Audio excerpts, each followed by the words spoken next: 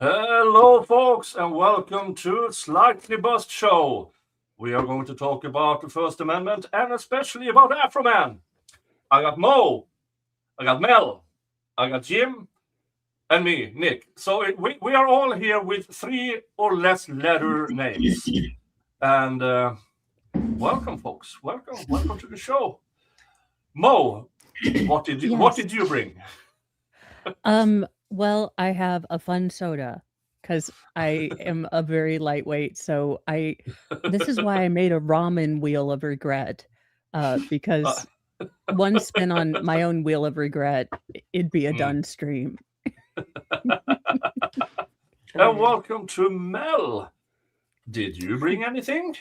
I have water only. It's only 2 o'clock here. I should get something else though. But yeah, Well, as we yeah, I'll forward, grab some. let's see, and it's what's your excuse, Jim?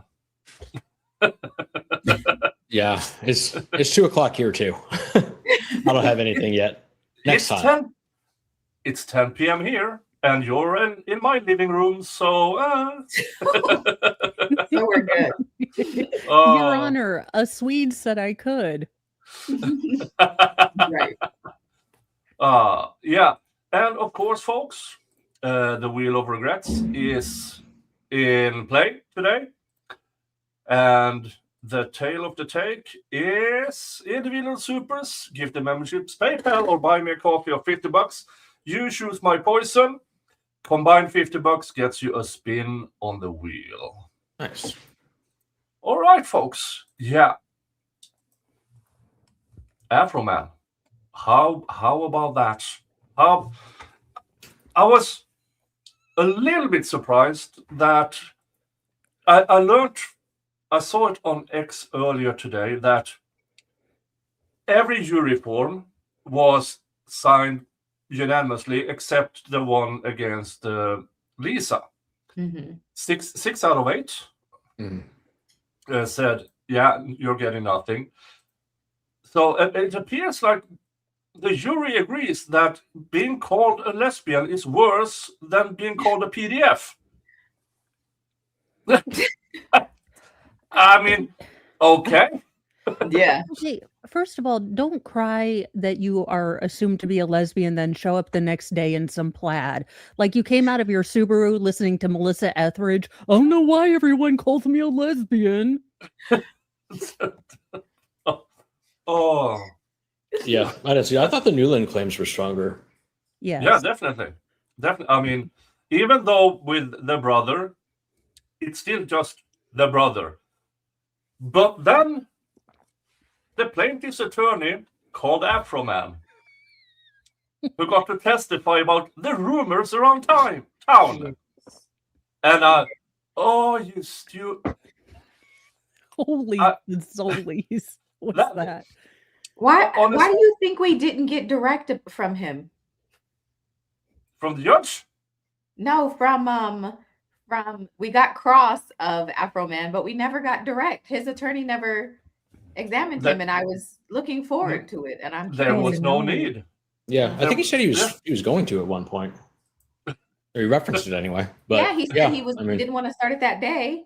So I thought yeah. it was gonna happen, and then it just didn't. That was I know I was looking forward to that as well because Mm. I thought he was doing a very good job. I mean, yeah. I mean, I've watched a bunch of civil trials. I mean, we have the big one with that we heard, and we have the Maya Kowalski one, and then a few others. This attorney, the plaintiff's attorney, on a scale of 1 to something, I don't think he did a good case. Um, He wasn't I there. I don't think he had much to work with, but I didn't think he was that bad. But like, oh you're kind of fighting an uphill battle. Yeah. well, yeah, but do you think he advised his clients speculatively?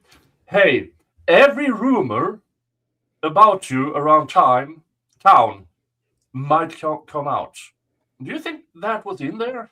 And I, I have a hard time getting what was he actually after? Because he did get a few good points.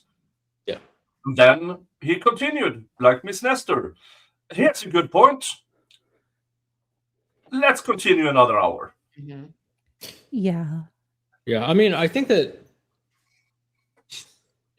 first of all, I don't think all of these plaintiffs should have been bringing claims. I think the case was weakened substantially by the inclusion of like Randy Walters. Yeah. So I can't even say his name without saying the whole thing now. If it had been just like Lisa and Newland, and they hadn't gotten into the money, I think the money was a loser from the start. That was just, you're never going to get anywhere with that. Yeah. Even if they didn't steal it, like it kind of looks like you did, or at least there was some irregularities with the money at the very least. Yeah. And they admitted that, so you're not getting anywhere with that. So if it had just been Phillips and Newland, that would have been a stronger case strategically. Had they just brought the PDF and Lisa, that would have been much stronger. Yeah, like if it had been just Newland and just PDF, like you don't have any of the lemon pound cake or the Randy Walters. Sorry, it's so funny every time I say it. You don't have to do that circus, and you just limit it to that. I think that would have been the better advice, but it wasn't. No, and I mean, it went forward on 3 out of 5 counts. And I must say, the judge in this case, his commentary about, when he said this about the 2 counts that was dismissed, already that was dismissed in, I believe, in 2024 already. Mm-hmm. And he just blurts out, for some reason, these 2 counts were dismissed. And I'm like, really? Yeah. Really? He had so much commentary throughout. That was just odd. And even the like allowing them, I forgot, the attorneys were arguing about Afroman's attorney wanted to get into the wife stealing from her job. And then the judge was like, why would you tell that to the jury? And then he just kind of let them go back and forth. And then he was like, I let them do that in front of you so that it was just such an odd, like, sir, what is happening here? Yeah, it had the air of like a teaching hospital, like almost like we were in a gallery and someone was doing surgery and they're like, okay, well, here's how.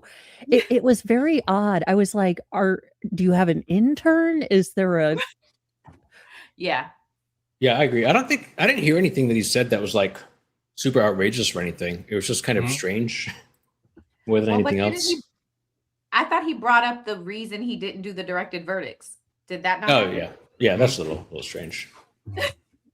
Which just felt like, oh, no, you should keep your thoughts to yourself, maybe. I don't know. My standard for unethical has gotten considerably higher. Fair. I get it. But yeah, that was definitely strange. The Pledge of Allegiance was also kind of strange. Like, again, I don't have a problem with necessarily, but I haven't seen that one before. So strange. Yeah.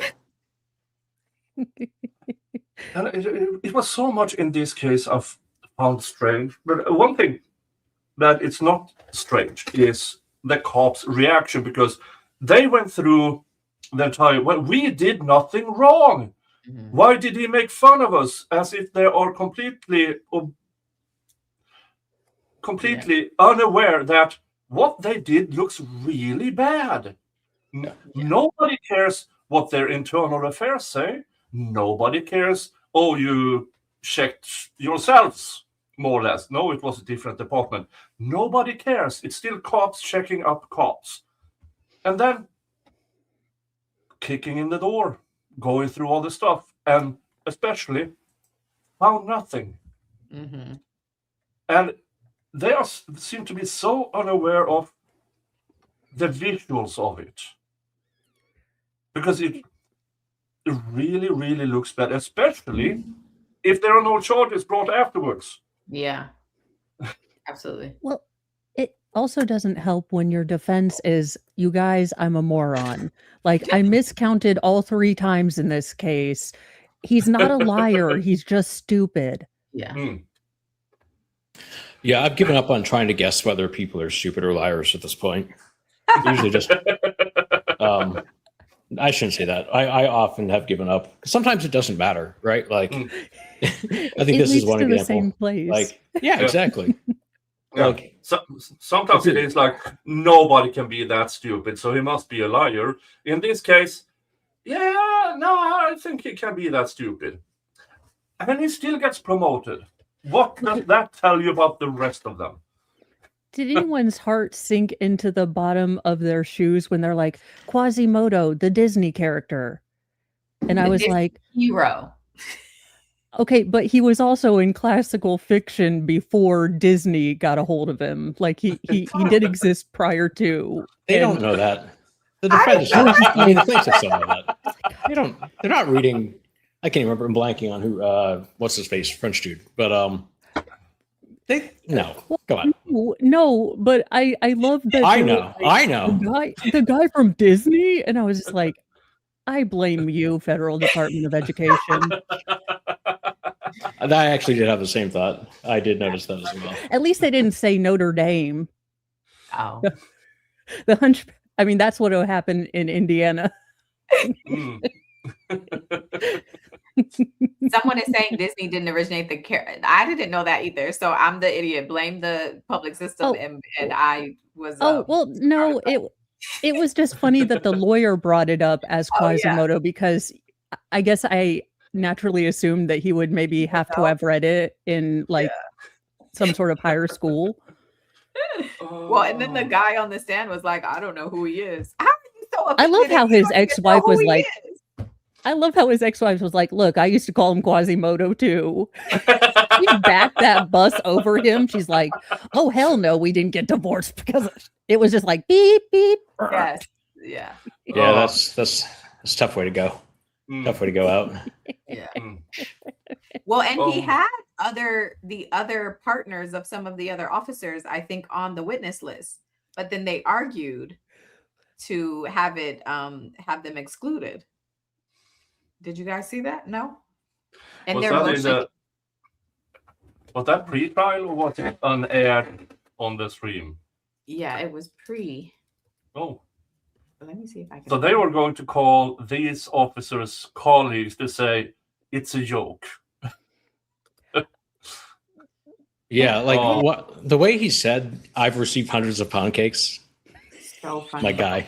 Congratulations. Like, I mean, So funny. I know I've downloaded all of these files and I'm still looking through to see if I can find it. I know Mel's right, but I'm just blanking on where it is. yeah. Well, Yeah, the stuff from the informant. I mean, as you're looking through it, and they didn't even check, oh, I wonder if this guy even have a basement. The moment they walked in and started looking for the basement, there is none. It's like, oh. Yeah, your entire basis of probable cause is gone the second you know there's no basement. Yeah. And like, I guess you still have to carry out the warrant just because it's a judge's order, but like, conduct yourself accordingly. Yeah. The second there's no basement, like the CI is lying to you, and you know. I'm not trying to be a butt monkey, and like, I don't like that kids were brought into it. But how does the husband not know if the wife was cheating on him? I know. Like, I'm not trying to be a butt monkey, but we don't have like a me, myself, and Irene thing going on here because I have questions. Because if you've been with her since middle school and then you had, I need someone to math this out. I'm not Maury, but something isn't mathing here. Yeah. I think what the guy was trying to do is what other people thinks. Yeah, yeah.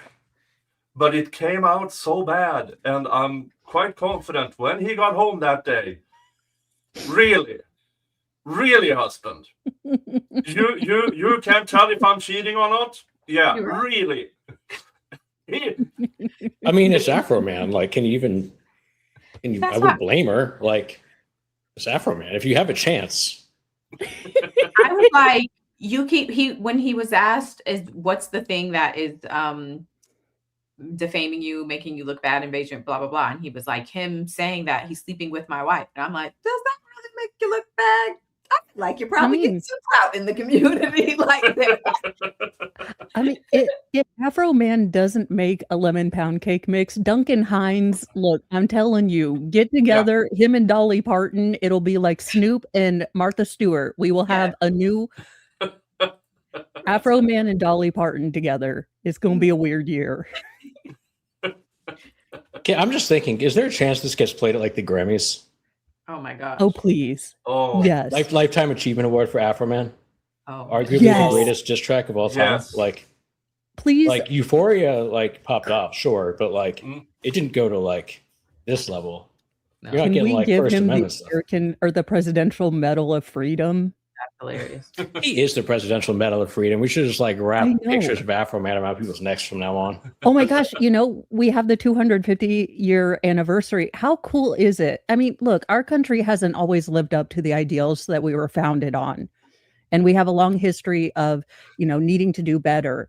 But 250 years after we were founded more in a thought process and not in truth that we believed every person was created and actually had these rights, Afroman has now become the staunchest defender of the First Amendment in 250 years. So yes, we haven't always done right. We've stumbled, but that's pretty awesome. Look at where we are today. Yes, his next song Where should are be. we? They raided my hates, but then they should have got high. Ben Franklin's like, he has a point. I've liked hemp in my past. Yeah, like I said, I've had people texting me that I haven't talked to in like a year, asking me if I've seen the case, and I have to pretend like, I didn't. I heard something about that. I don't care that much, but Thanks for letting me know. Yeah, so you guys in chat, you know what to do. You have to contact. Oh, Mo's gone. Oh yeah. She will return. She will return. Yeah, your job in chat. How do you get the Grammys attention for a Lifetime Achievement Award? That is your job. Spam them with "Give Afroman Lifetime Achievement Award," and so they can play the best of medley during the Grammys. Oh my gosh. That would be crazy. Afroman comes out in his suit, and the girl dancers comes out dressed as pound cakes. Snippets from all the songs. I would watch a musical. Lin-Manuel Miranda, get on it. I need Lemon Pound Cake, the trial. That's funny. Oh. It's one of those things though where it's almost too absurd. There's nothing left to do. We're living in like a post-satire world now. We really do. Believe me, I run a morning stream where I try to find humorous stuff, and half the time I'm like, I don't even know what this headline. Now I don't know the rules in Ohio court on how to present. Do you have to play the song every time for every platform, or can you? No, you can stipulate to that. Why are you keep playing the songs for every platform? Yeah, I think songs are so tricky because, usually when we talk about lyrics, it's from the criminal context, but if the song's a banger, it doesn't matter what they say. Yeah. And first, okay, I know this, but other lawyers, you're not more charismatic than a rapper. You're not. I don't care if it's Afroman or Cardi B. You can't get into a back and forth with them. It's the same thing. And same thing with a song. If you're playing a song, that slaps, you can say anything. That's a good point. I think you made a really good point. That's why everyone falls in love in the middle of the trial. We're like, we like this defendant. Because they're charismatic. They are who they are for a reason. Yeah. Well, he's not on Cardi B's level. That's still the apex. Okay, but I didn't expect WAP to come in with my grandma, 50 Shades of Uncomfortable. I was like, oh, I don't want to talk about this with her. Please, God, don't make us do this.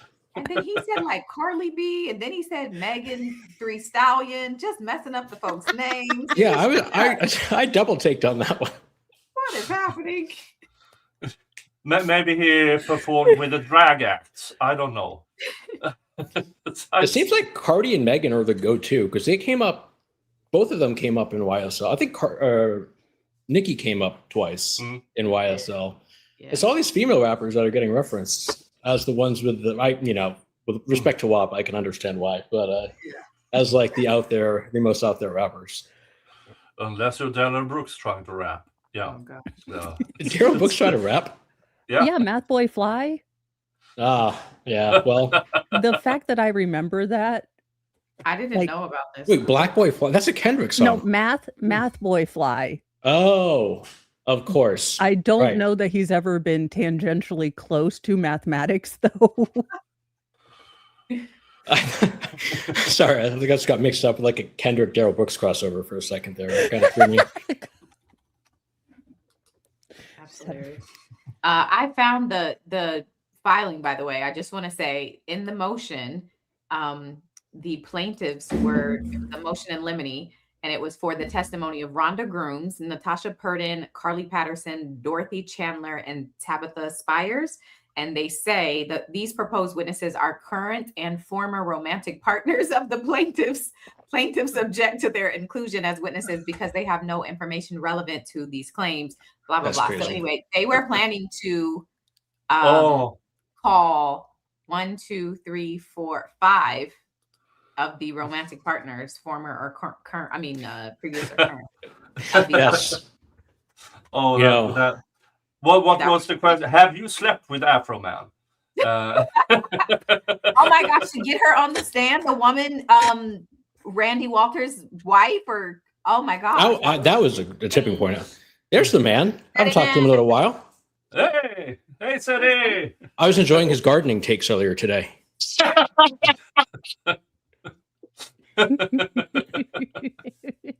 Yeah. That's what I love about SETI is he'll have takes on things I didn't know he had takes on. I'm like, yeah, man. Yeah, gardening is not what the women kind of pointed out to be. It's like, no. I think you ladies are leading us astray. So I had to stand up for all male gardeners in this love of war that we have going on. How are you guys this Friday?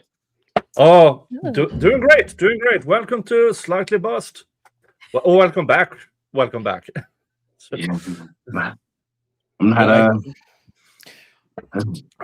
I got a lot of training to go, so I don't drink right now currently. Yeah. What a time to be alive.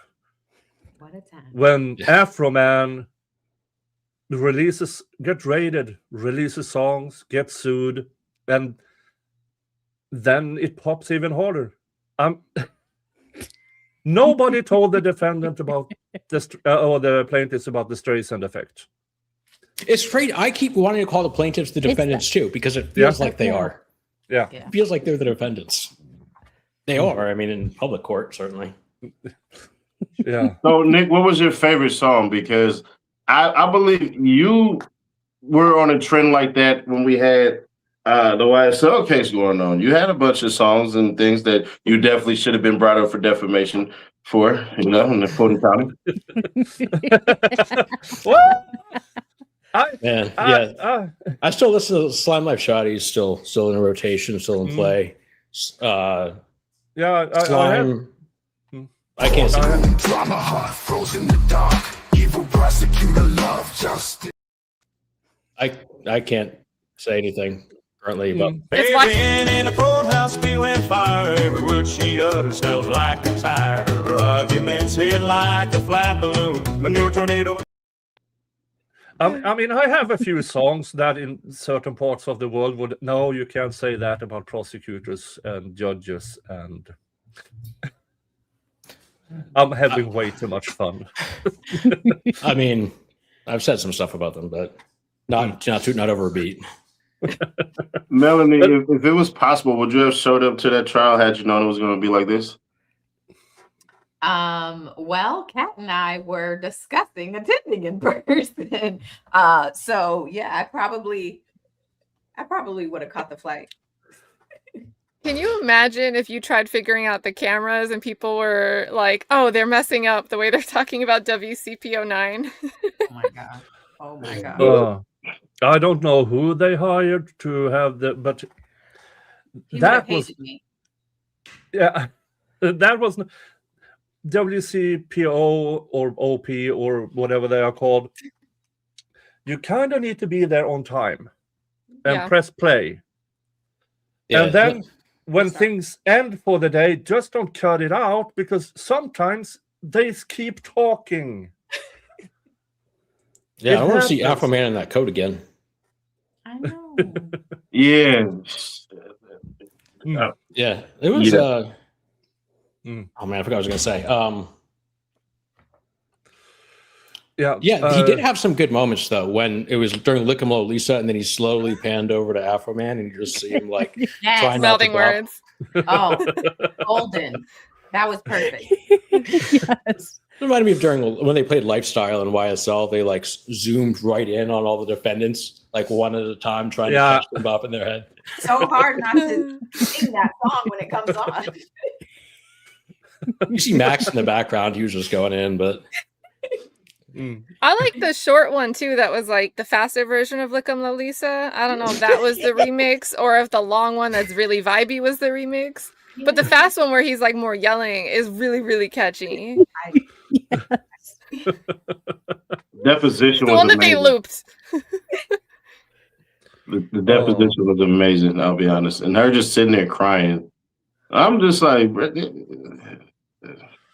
okay, it's not working. Yeah, I mean, she's been I think. top I mean, for you guys so many saw. years. Did you guys see the verdict form? I think they were split on her. They got 6 out of 8 Yeah. for Lisa. So Yeah, everybody else looks like 8 out of 8. yeah. Some So I don't know if that's serious- a sympathy or like the nature of what was being said, or maybe some combination of it. The amount. I mean, The tears got him. was that I- the song yeah, I that was like think- 20 minutes long? Yeah, it's like 13. Yes. He's doing a Bohemian Rhapsody diss song over here. Yes, it was hilarious. I was like, "How long is this? This is a Meatloaf song." Went to the couch scene. I was like, Oh. wait a minute. We gotta talk about like I don't know if I'd let like recordings happen on my. You can see my couch behind me. Like I don't know if I'm letting simulated, albeit, but still, certain acts being simulated on my couch. Mhm. I'm gonna bill you extra for that. He filmed that in his attorney's Osborne's office. office. yeah, I'm not so sure I would allow anybody into my office to record stuff. That's hysterical. That's Yeah. amazing. Yeah, because I was wondering because they had the same stuffed snake in the background. I'm like, who has a stuffed snake in their office? And then I was like, it would be Charlie Daniels, the lawyer. Never mind. Oh, man. Oh, great. Yeah, as somebody who's been in trouble, who has a client in trouble with because they of a green snake emoji. Hilarious. I can't comment on snakes. I'm so mad about that. That's just so Green stupid. amphibious. I will emoji. die mad about that. Oh my god, I can't believe they said that. Now, Seti, what was your top 3 things in this trial? If you can. the closing by the police's lawyers was that. Oh my gosh! And you talk about grandma speak. He brought in religion, and you guys have to do this. And I was just like, it reminded me of when Hilton did the closing. I was gonna say that. Yes, exactly. but it's not even nobody's dead. So it's like we're not talking like at least with Hilton, like they were like murder victims. Here it's like we got sent 100 pound cakes. Like, It reminded me of Elaine Bredehoft, but just a guy. You got to go to the Young Dolph murder trial with Hernandez Govan. That DA closing statement just destroyed her own case. I mean, Lord, that one right there was one for the books. I would have fired her immediately because you don't play the other person's game. Like where they go emotion, you go logic. And she just flew the F off the handle. Him bringing in religion, I think that ultimately helped destroy everything. This ain't got nothing to do with Jesus or Sunday school or none of this crap, because atonement is one of the things that you were supposed to do. Yeah. That's a good point. So Yeah.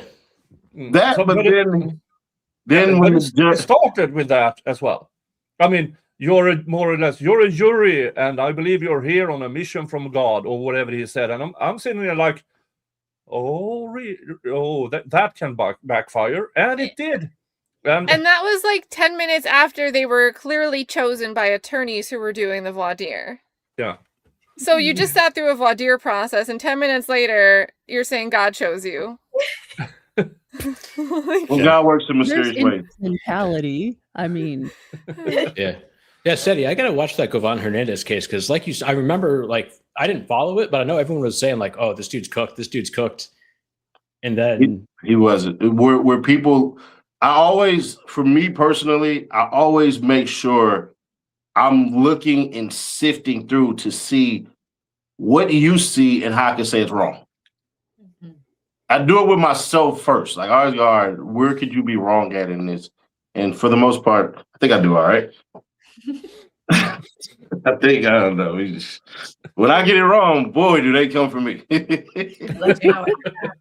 Oh yeah. Yeah. When me and Mo talked about reasonable doubt against Corey Richins, we were not popular. We were not popular, but that's what we do. Find the holes. Well, not Corey Richins style, but find the stuff. Okay, could this mean reasonable doubt? But she would. The second thing was the freaking the cop saying, I don't know if he slept with my wife. Bro, what? Just destroyed everything. Yeah. He got himself a yelling when he got home. I can guarantee that. Really, husband? Really? Oh, yeah. You don't know if I'm cheating or not? Really? I mean, we're all thinking. We can't say it, Nick. Like, Yeah. we're not thinking. Just saying, man. Every male in America can say that. You know, we just can't prove it. There's tears. There's Valentine's Day, and Mother's Day happens way before Father's Day. It's not fair. But We've lost the plot. man, I just quick aside. You guys know the Georgia Supreme Court situation with the fabricated cases that popped AI. up. Pain, right? It was pain, Yeah, right? I just got my hands on a copy of the order, and they're like, they're demanding like all of their documents, all of their communications with the court, an explanation for every individual thing. They're in trouble, man. I don't know if I've ever really like seen that like in the document form. Like you hear that sometimes higher up courts want to chastise and say something like, even though this isn't the issue at hand that we're deciding, we also feel inclined to say this, and they'll put like a paragraph in their order. But I've never seen like, hey, we need additional briefing. Wow. And we want all of it. It's not just like, tell us a little bit more. We're going to get specific. Yeah. Well, the federal judges will do that a lot. They'll tell you to, if there's any kind of contempt, they'll make you write your explanation out first to lock you in before you show up, so you can't backtrack. It's like, tell us absolutely everything as specifically as possible, and then you're locked in. do they Glenville it? Like we need a whole essay? Oh, yeah. Why we went on And new vacation. things? Still the funniest thing in the YSL trial, when he ordered to buy lunch to the other attorneys, and he went to Pink Pony and bought wings. Anyway, okay, Judge, I'm following your orders. You didn't say where I was getting lunch. Magic City is an institution. It's the good old YouTube law days. Man, that case that's the only reason that YSL, I always come back to it because it's the whole reason I got into criminal law. Not because I understood what was going on, but because I didn't. and like stuff is so messed up. I'm like, I have to understand what's going on because I just don't understand. And then I realized I actually did understand, and everybody else was crazy. Everything you thought was But right. that was a wild time. I can't. I still think about it all the time. You should try to agree with the prosecution just one day, and all of a sudden you're hired by Fonnie Willis. So there's You get a whole letter.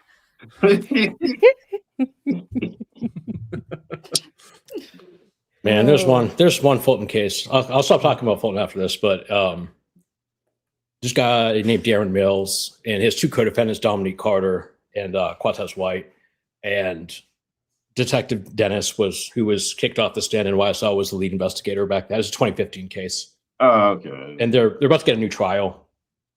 And there's some nonsense with lyrics where Dennis was like, these statements are confessions to the crime, and they're actually future lyrics. And the attorneys this time around are slightly better in that they're like Brian Steele and Kyle Winchester. And I'm really excited about this case. There's lyrics, the Future the rapper, and they're trying to say they're they said they were specific references to the crime, and they don't even really work because there's like one song that's like a little Haiti beat. It's Future. There are a couple. It was like Future. It was Boosie. It was Yo Gotti and a few others, and like they didn't even say their lyrics.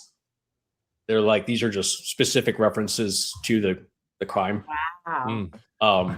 And one's like, I shoot it up in broad day, but the crime happened at night, so it doesn't even really make sense. But that's one that's kind of tangentially related to YSL because they were mentioned during that case. And I'm really excited for them to get a new trial. Yeah. Oh. and now they have the advantage of everything that has been going on since. And Dennis was the smart one, and I must say he was not that clever. Well, you know what? Like, you're kind of right, actually. That's messed up, man.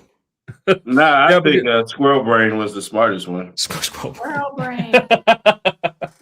This ain't a 6'9". This is a 6'8". I'm supposed to blow you. And get nothing in return. 68. Yeah, that was.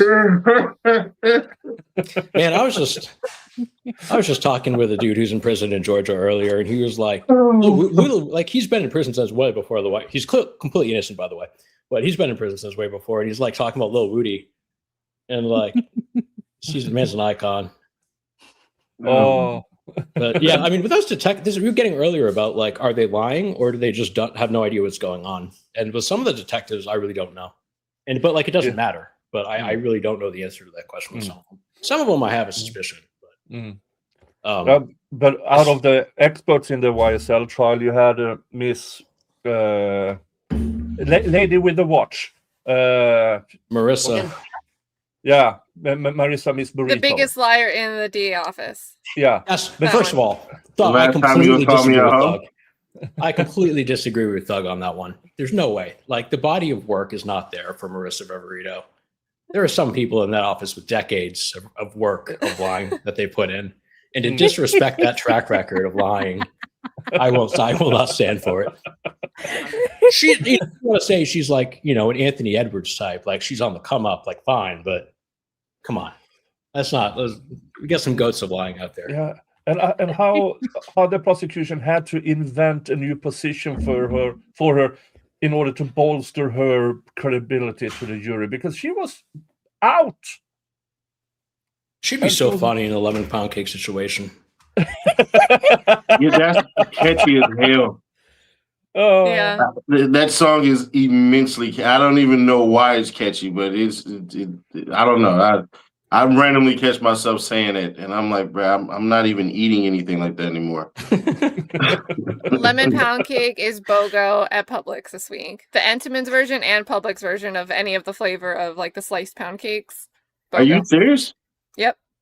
It's not like on theme. They didn't say it that way. It's just coincidental, but they changed their flyers Wednesday night, so I think they knew. I think they knew. Oh, yeah, observing the cake from the bushes and yeah.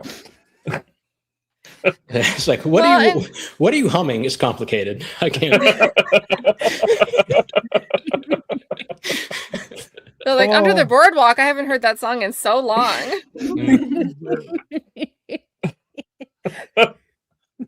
Yeah, but that is what it was so funny to see when the plaintiff's attorney called him to the stand, and he tried to one up Afroman, and no, it's not possible because he's a rapper.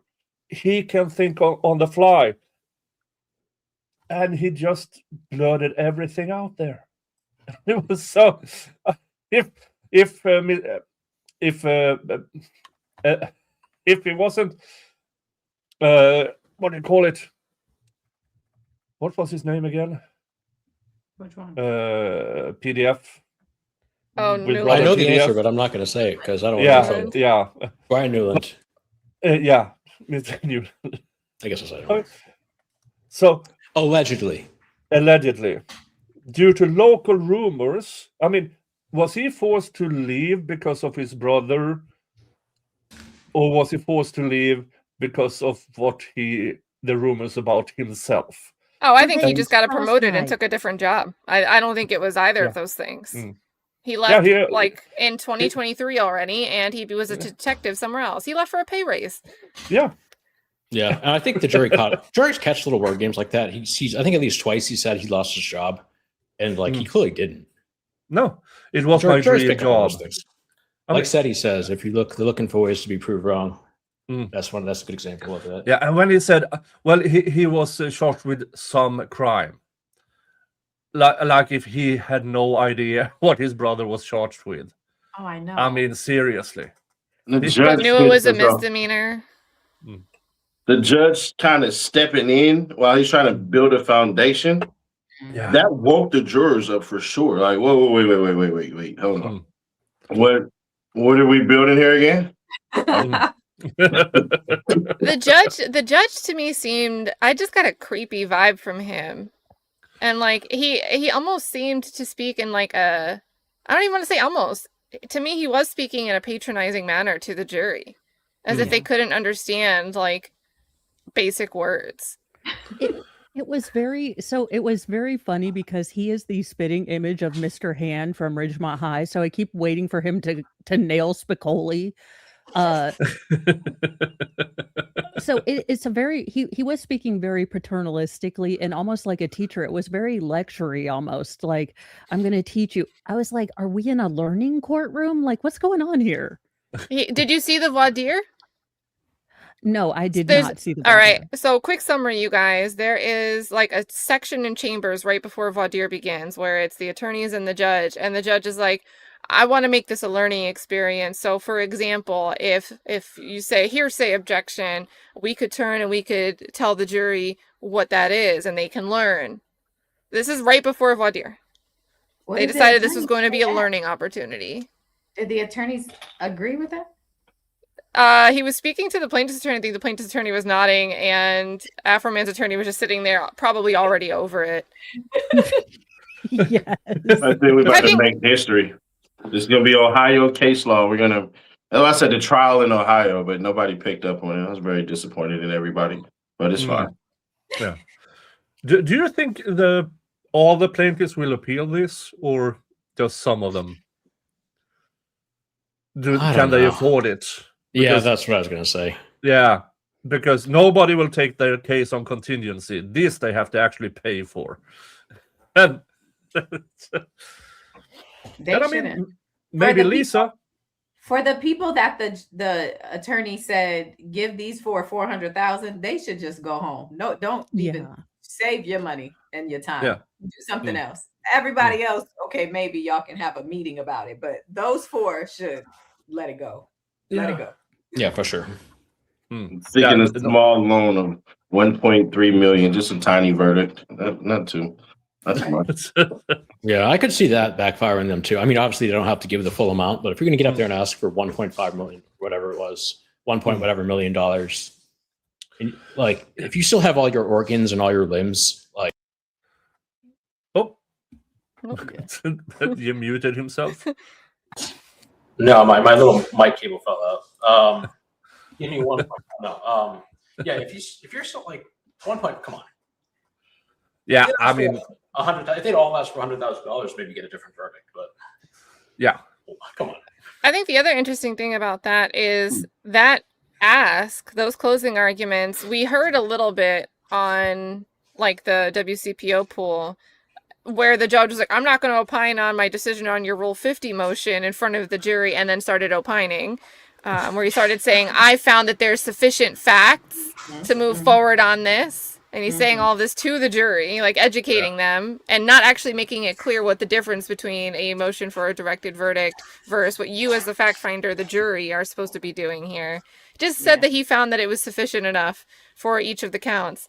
But earlier in that day before court started, so you could see on the official court feed, he does give his rulings. And pretty much the only thing that's not in favor of the plaintiff is he says that, well, I didn't really see anything on the record as far as economic damages.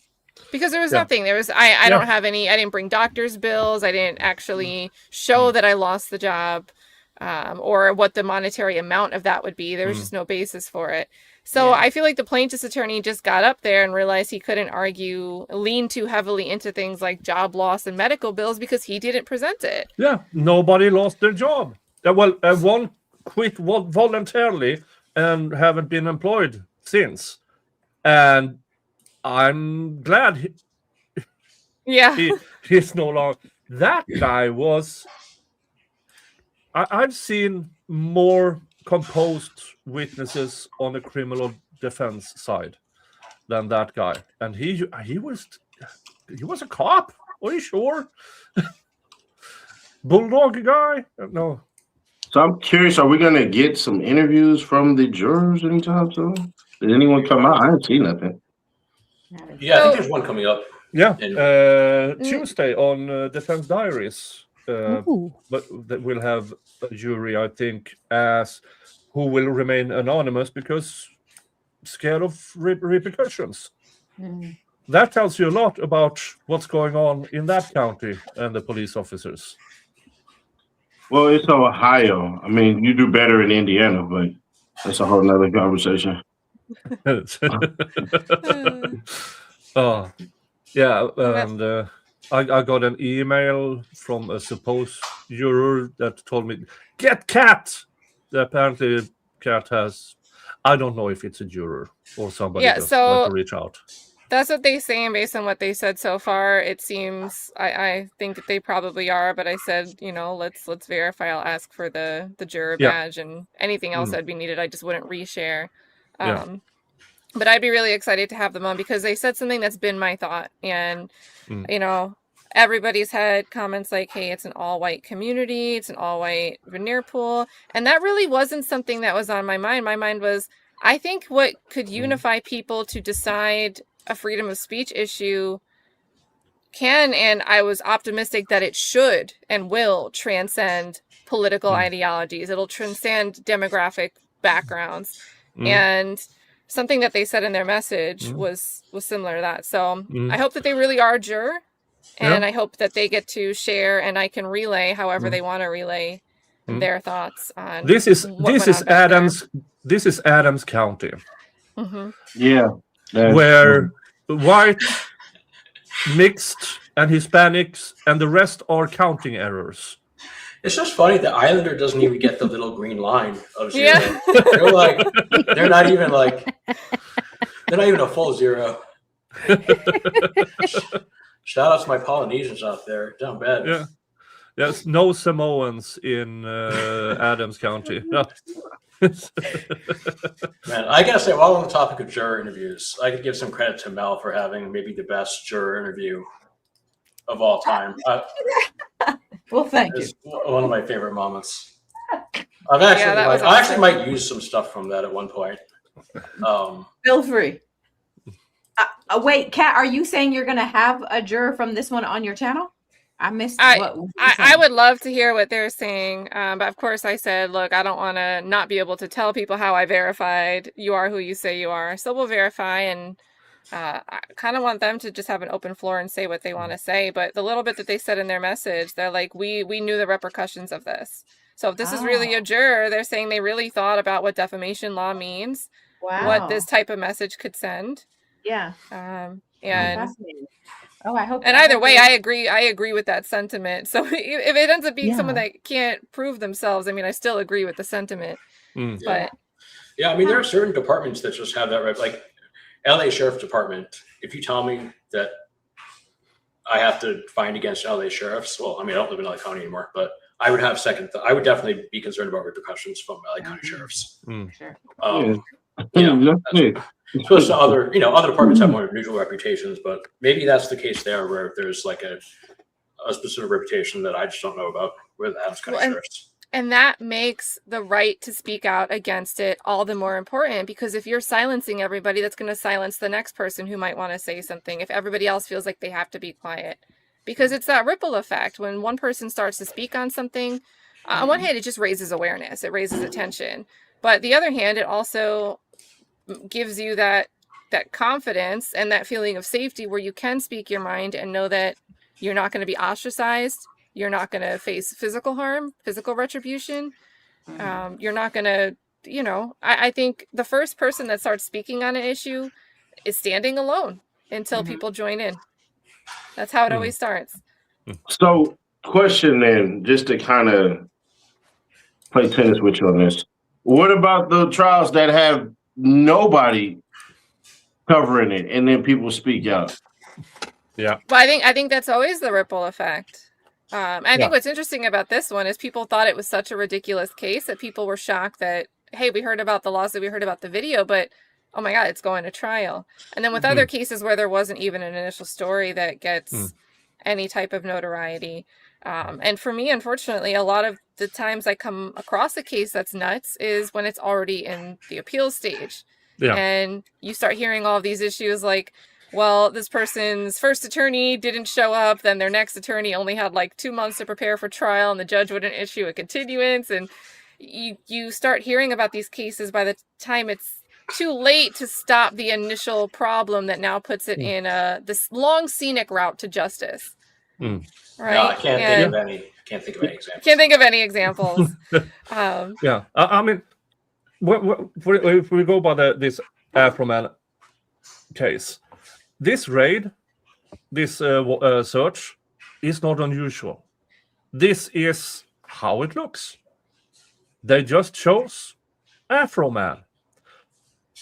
And Afroman put it up to the world. Yeah, this is what happened. And when you look at it, yeah, it looks bad. They are kicking in his door. They are eyeing his cake. They are searching for kidnapping victims under the hood of his car. Because he had no basement, where the confidential informant said he had a dungeon. I think that's like one of the two biggest issues. Preemptively, why are you not vetting something that seems easily disproven? And on the flip side, after the fact, why is there this resistance to fix the damages? Yeah. Had they said, here's $250, go fix your stuff. Go on. Yeah, because I'm not opposed to a good faith affidavit, even if the person themselves ends up being unreliable. If you have no reason to think that person's unreliable, like they're in a basement, but there's no basement. I mean, I don't want there to be some type of chilling effect where we can't go with an emergency circumstance, try to save somebody. But at the same time, once we're already at that point of not trying to verify something before we go do it, and then we're not trying to fix the damages after, and we're annoyed that somebody spoke on it, I really don't think they'd look so ridiculous if in 2023 they said, it looked ridiculous, but I mean, what else were we going to look like? We thought we'd find something crazy when we got there, so we had all these extra people, and that's not what happened. So of course we're going to stand there looking like we're not doing anything. And ultimately, no charges were pressed, and you know, Afroman knows do this process to claim damages, and that could have been it for them, but they were just they wanted to silence his opinions. So go ahead, Jeff. I was gonna say, I know you don't have to fix the stuff, but $200 for some new hinges or whatever, say $1,000 for a new door frame or whatever. I don't know how much stuff costs in Ohio. Like that buys you a lot of PR, or at least a lot of like preemptive bad PR prevention. You know, you don't have to do it, but yeah, it goes a long way. They did all the things wrong. I mean, yeah, it would have cost them some money. Yeah, we know there's a $400 discrepancy here. It is a counting error, but as a good gesture, here's a coupon for pound cakes. I don't know. Yeah. And our mama's pound cakes. Melanie, question: how did you see? Because I didn't see it like how Kat did, as far as the ridiculousness of it. I looked at it like, are they going? How much money is he going to pay? The verdict shocked the shit out of me. I'm gonna be honest. I was hoping, but shit, I'm gonna be honest. I didn't think he was gonna win that one. I was when it comes to Lisa Phillips, that was the one I was most surprised about. If there was any one, I thought that he could have been found liable. Not that I thought he should have been, but I thought he could have been found liable. Just because of how ridiculous that was. And it felt like there was simply no basis. For all the other, everyone else there, it was, even though the PDF claim is extreme, I think when the way he described it was like, every time I said it, I had him next to his brother though. And then I zoomed in on like he was explaining it in a way that I was like, you're doing a lot, but I kind of, even the picture where he used the picture of the like community event and he said he was holding it was a little extra. Yeah, that one was definitely borderline. Anyway, I don't know if that was answering your question, but I was most surprised about the Lisa Phillips, that he was, I mean, to hear what happened on the verdict form as well, that it was split. I was like, oh, that's not surprising, based off of all of the claims. But I also agree that it's important that he was not found liable, because the freedom of speech and it's clearly satire. It's funny. It's what, musicians and artists do, whatever. Yeah. And we are now at the point in time with thanks to Stringer Bell, Dave, the little shot, the command, David, his comment, Calico, and Ida. We are at $50. Woohoo! Yeah, we got to split that 6 ways. Like the 400,000. Can you imagine being lumped in? Hey, Megan. Can you imagine being lumped in and having to split? Like you're the knucklehead potatoes over here, and you guys get to split a verdict. That's what we're gonna ask for you. Oh, come back. Hilarious. I can't before stay you very, keep going, I have very to long. let me do this, and then I have to grab my child. We are at another snake. The Wheel of Regrets. Oh, perfect timing. Boy, do I have the timing. Wheel of Regrets. Oh, nice. That's no regret there. Gonzalez, 1939 Tequila Blanco. Oh. Speaking of Gonzalez, Adrian Gonzalez's chief has a trial coming up soon. Oh yeah. In the Uvalde case, part 2. Oh. Really? That's I don't know how soon it is, but there's some movement in that case. I think this past week. Wasn't it like an agency? What's that? Wasn't it like he got approved for like the court to pay for his expert hiring? I think it was something procedural like that. Yeah. Which is good. Good news for any defendant. Yeah.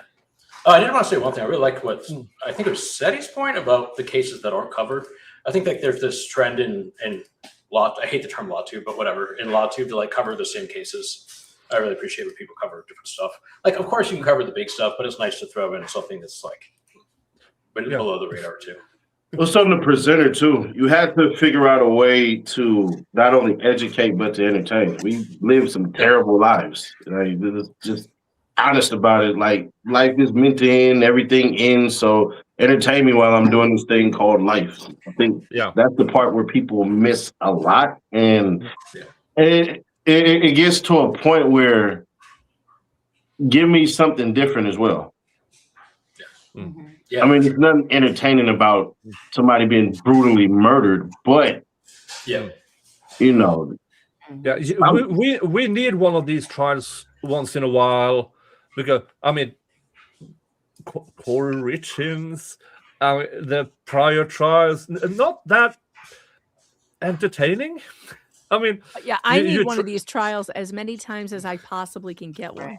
Yeah. So This is the greatest trial of my life. So cheers to Afroman. Cheers. I have a little I should soda. have made a drink. I just wanted to pop in and tell you, Nick, I can't stay long. Dinner's on the way. It's being delivered. Thank God I don't have to cook tonight because I've done 2 streams a day for like 5 days in a row.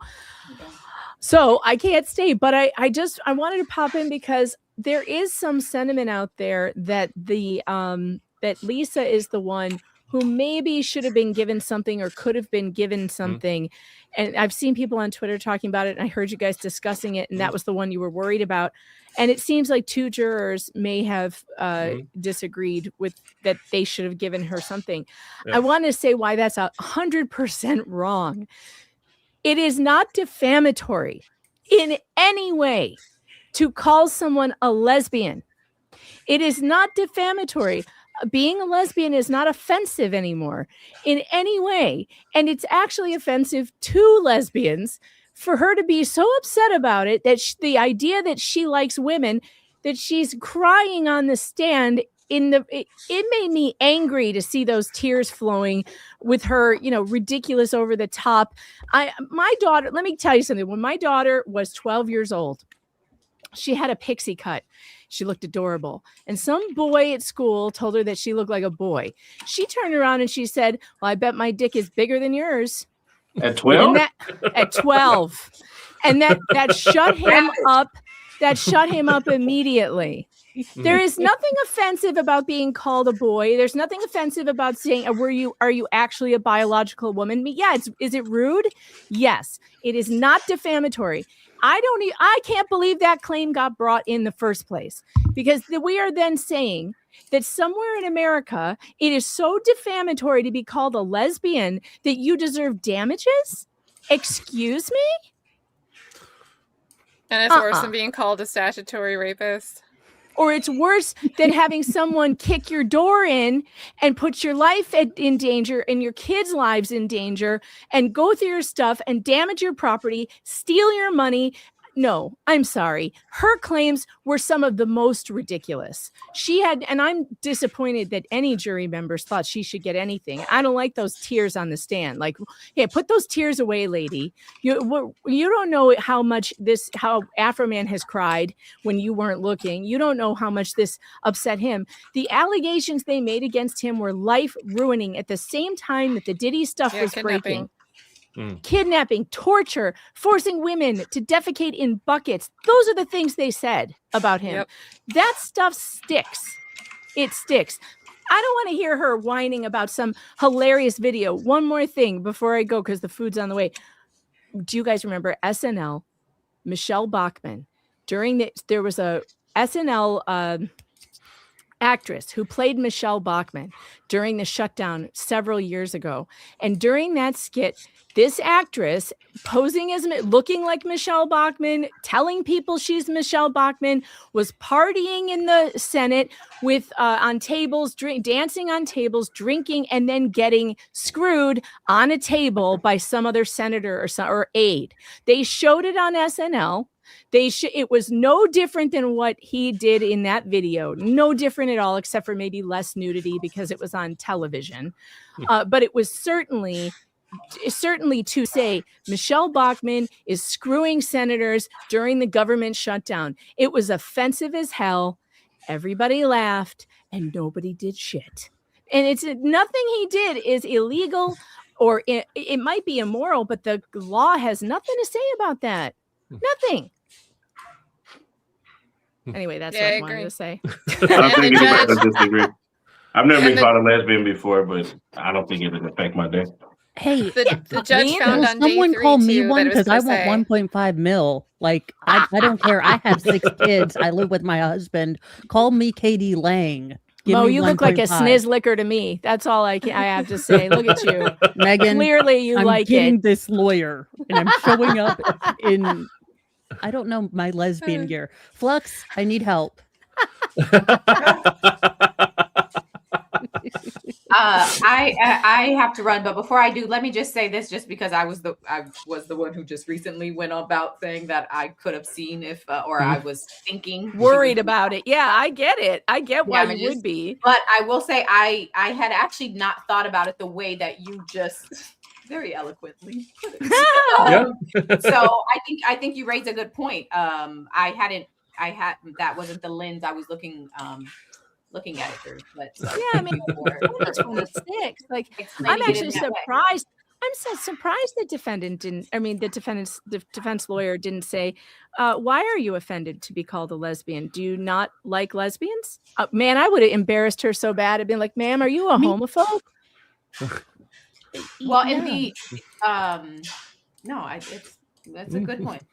All right, Yeah, I am going to go. You guys have. It's nice to meet you, by the way. Nice to meet you. Yeah. I'll see you in federal court. Well, That sounds sketch. Be careful. Well, you. Are you going to? No, I'm going. Fight! I'm going. Fight! I'm gonna stop by too. Actually, I'm going when it starts. I'm going when it starts. Every time I'm there, I'm just waiting for y'all. You see, I talk to you all the time. You do. All right. See? Oh. You see, on the cover the feds kicking me out again. That's gonna be fun.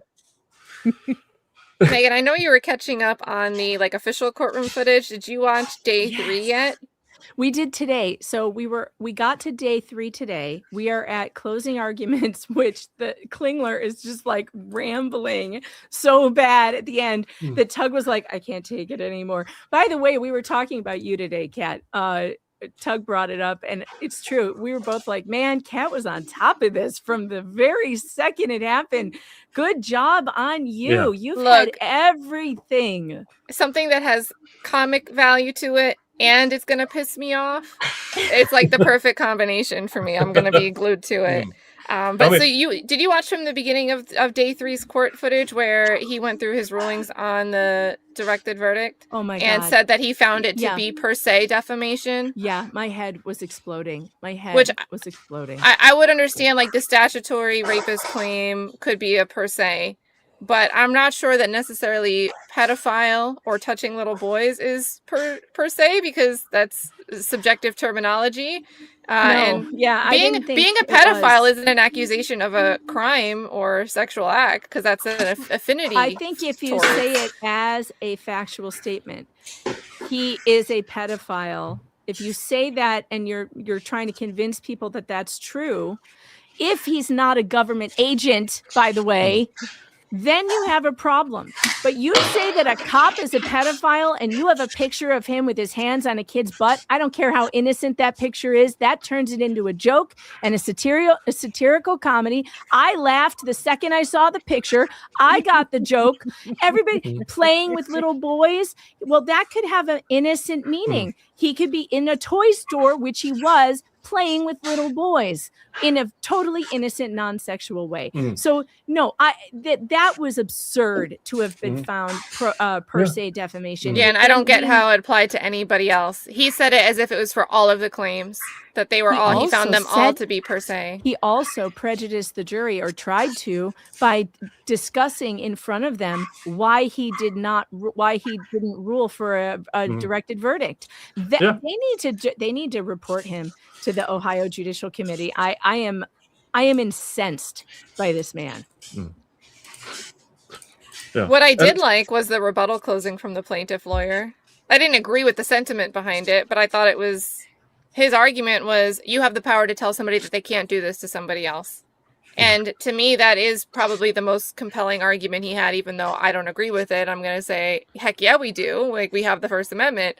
But that's, before I lose I was just going to give a little kudos to the plaintiff's closing argument before I forget the one kudo I can give. Yeah, and this, they are bringing him up there, and this is a part of the plaintiff's case. They put up the post where his brother is there, his mugshot is there. Yeah. and all of a sudden, and then you see him. Also, if you've watched those videos, the music videos, in many of them, he's got people in town, like local people in the videos saying, I know that so-and-so is a statutory rapist. Well, that changes things because now Afroman may truly believe that's true. And if he believes it's true, then you don't have actual malice. Get the hell out of my courtroom. Yeah. I think that was a critical part of his testimony too, and I don't know if the jurors picked up on it because he was pretty brief with it, but he did go through when Afroman was on the stand. He went through, oh, they had this break-in in my house, and then, you know, I heard about his brother, so then I started asking around, and then come to find out. So he did mention that he was hearing things around town during his, what was quite frankly a narrative answer. But he didn't, these exhibits themselves weren't actually introduced, but I picked up on it. I imagine the jurors picked up on it. I wanted to ask you, Kat, too, did you have any information about the witness list that they didn't call?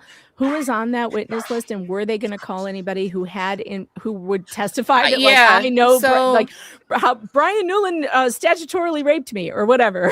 I believe Stephanie was on the witness list. Stephanie was in the Brian Newland is a flag video. She spoke towards like the middle and then again at the end. I don't know the name of the woman who was like, oh, Brian Newland is bisexual. I don't know that girl's name to know she was on the witness list. And then Sean Grooms, the ex-wife, her name, Rhonda Grimes, was on the witness list with a few other spouses. So now it's just making me wonder, like, what were these other spouses of the other individuals going to come say? Do you know if any of them were deposed? There are a few depositions, but I don't think those were uploaded. Let me look at the names. Give me 1 second. In a file where PDF is flung around, it's a very unfortunate name, Grooms. It's yes. Yeah. Okay, my big thing is, if I got made fun of for eyeballing a lemon pound cake, I am not coming in like I've never seen cardio in my life. Like, none of them. Also, how much does the state of Ohio, charge for the 970,000 mints that pound cake I was ate? just going to say, did anybody see him? And with the crinkling in the microphone, and it was always Officer Pound Cake. Oh my God. Yeah, I was like, gone. Well, and a lot of them couldn't. I think 2 of them, at least one, because the 2 that I'm thinking of, they kind of look the same, and on body cam, it's not that like clear because they both have these bald, round heads and like kind of a weird neck beard thing going on from the side. But during they this, all look like they all look like deformed potatoes. Yeah. I mean, they kept smoking during this raid, cigarettes. One of them kept smoking, but the raid footage was like an hour and 45 minutes per, or not even, because it's a compilation of the 7 body cameras from the plaintiffs. So if it's like 8.5 hours total, I think it's like an hour and change from each officer that's in there. And at least one of the guys smokes 2 cigarettes. So it's like, good Lord. While doing the search. You were talking earlier about how it was really very easily verifiable if there was a basement or not. They have access to the county records. They could have gone to the county records holder, asked for the plans and the building inspection records, and found out there is no basement on this property. That would be the first thing you would think they would do. They only talked to one confidential informant. Does anybody know what she did to get picked up, by the way? And then, offered to turn over evidence. Does anybody know what she was arrested for? Because that's how these things work. Drugs? No. Probably. But like, what? I have a feeling, Kat, has anybody reached out to you from the county, Adams County, to talk about their experiences with these cops? Because I feel like there's a lot of them out there. No, but I'll there's been actually a few people in comments, like during the live chats, that are like, oh, I'm from this area and like the cops are always like this, or I'm in the neighboring county and it's bad here, so I can only imagine that Adams County is also well, now's the time for anybody out there who's been abused by these police, who's been abused by the sheriff, who's been abused by anybody in Adams County, to reach out to. My name is Megan Fox. You can reach me at meganfox.writer@protonmail.com. You can reach out to Kat. You can reach out to Mo. You can reach out to anybody on YouTube covering this and tell us your stories. I'll keep your. I write for PJ Media. I'll write your story in a national newspaper. I'm not done making these cops' lives miserable. I'm joining in to make these cops' lives miserable for what they did. They've made me angry. They have upset my sensibilities, and that's it. I'm not done. I'm not done. So anybody out there who wants to help me make their lives miserable, let's do it. Because that Randy Walters is a son of a bitch. You got to cue the NWA after police theme now. Do you want? I don't want to pull it up on the screen. Well, I can scribble out the addresses quick if you guys give me a minute, but we can read the full affidavit that supported the search warrant issuance. Yeah. We or you, because you read better than I do. Today. I'll read it, but I want to scribble out the address. I read it today, and it is unbelievable the allegations they have put in this thing.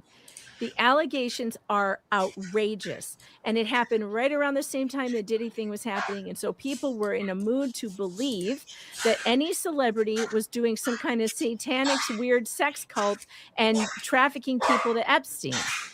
So I feel like it was intentional. Somebody wanted to do this to him to ruin his career. Jim, you have background noises, by the way. Yeah.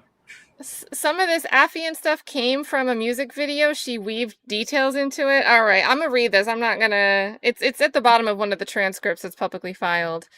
But there are addresses, so I'm gonna skip the addresses. Yeah, listen, I'm gonna read it. So maybe I didn't read this part. I feel like I didn't hear the music video part. Yeah, so it's basically weed and a music video that this affiant relies on.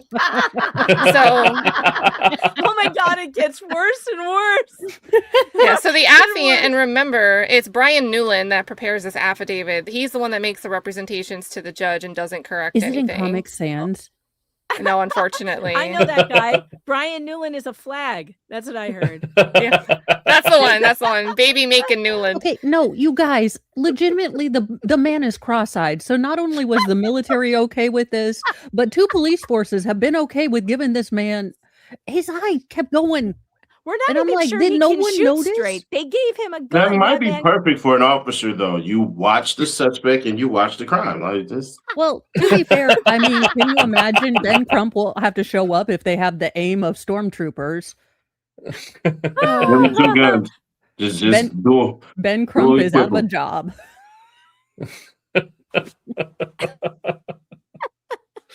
Oh, all right. All right, so I'm gonna read this. You guys, the beginning part is just like, oh, we have reason to believe he has like drugs and paraphernalia and money from the illegal sale, and he's also kidnapping. So the facts tending to establish the foregoing grounds for the issuance of a search warrant are: the affiant is currently employed as detective with the Adams County Sheriff's Office, who states the following. Affiant states on August 21st, 2022, law enforcement from the Adams County Sheriff's Office went to an address, it's not Afroman's, to conduct a knock and talk with resident, confidential informant number 1, in regard to information obtained on suspected drug activity. So we have like nested here snitching. Confidential informant 1 consented to a search of her residence, which resulted in law enforcement locating 4 colorless plastic baggies containing large amounts of green leafy vegetation. A field test was conducted on the green leafy vegetation, which did indicate the presence of THC, the principal psychoactive constituent of cannabis, with combined weight of approximately 2,131 grams. Being more than 1,000 grams, but less than 5,000 grams. Do you guys know offhand what that is? And I guess, okay. Yeah, wait, they say here a felony. I do, but I don't want to admit it on camera. No. I'm saying I meant legally if it kicks it above. I was wondering what the threshold was, but they say at the next line that it's a felony, a felony of the 3rd. So it's a 3rd-degree felony for that amount in Ohio. Oh, okay. For those of us who don't understand grams, it's about 70 ounces. That is a lot. That's like garbage bags full. Holy crap. That's a garbage bag. That's a garbage bag full of weed. They found Oscar the Grouch.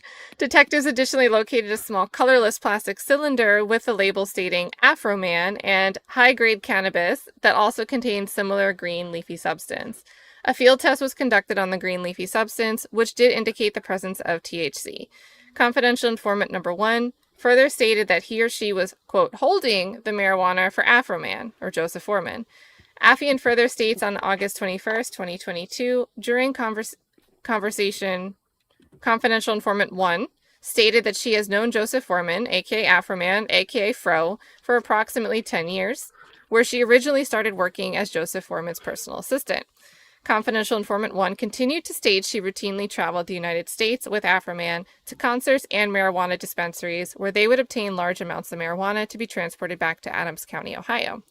And that would explain like why she might have one container that has his name on it, even though it might not have anything to do with the other weed she has in her house. So they say were they going to press charges on her for that? Oh, I'm assuming, and that's why she said, yeah. So but what's a knock and talk, and then you find weed? Like what? A knock and talk sounds to me like somebody has information they want to give us. So we go knock on their door and we talk to them. In that scenario, you're not searching someone's house. You don't have a warrant. So who found the weed and how? I'm very confused already. Like, did she just have it sitting out in the living room and she invited police officers in? Well, I mean, if she was make sense. If she was tweaking, like she might have just not been thinking clearly and said, yeah, "Come in, it's fine," and then there you go. But they don't say what the knock and talk was relating to. They just said they got word from somebody else that this address might have some stuff. So it's a report within a report. So it's another confidential informant informed on her, and they turn her to inform on him. Oh, this is getting worse by the second. No, it's Inception. You got to watch the movie again. Yeah, they just the way they word it, they want to have a talk in regard to information obtained on suspected drug activity, but they don't specify what that information was or who it was obtained from, but that they're going to talk to this person for additional information. Oh. So I mean, maybe she was the initial snitch and then invites them over to talk more, but I think her husband comes up in the affidavit too. She mentions her husband, so that might be a possible player in all of this, her ex-husband. So they say that she further states that, working these concerts and going to these dispensaries where they would obtain large amounts of marijuana to be transported back to Adams County, Ohio. Confidential informant 1 further stated she and Afroman have been intimate for approximately 8 years, where he or she, being confidential informant 1, visited the, quote, farmhouse, being Afroman's residence. And then they say his address. He lives in an HOA. Whoa. Did y'all see this? What? Adams County Sheriff now wants to investigate the jurors in the Afroman case because they love. What? Because they did what? I knew it. I knew when retaliation. I knew when Klinger was asking for the jury questions, and I'm like, why are you doing this? You were there. Oh, you know what this they is said. retaliation. You know what they said. Of course they're going to be retaliated against. Of course they are. Because they lied about what? What is he saying they lied about? Do we know? I'm going to send it to this lady's big old head is in the way. I mean, she's definitely pulling what I would do. You got to get all the promo you can get.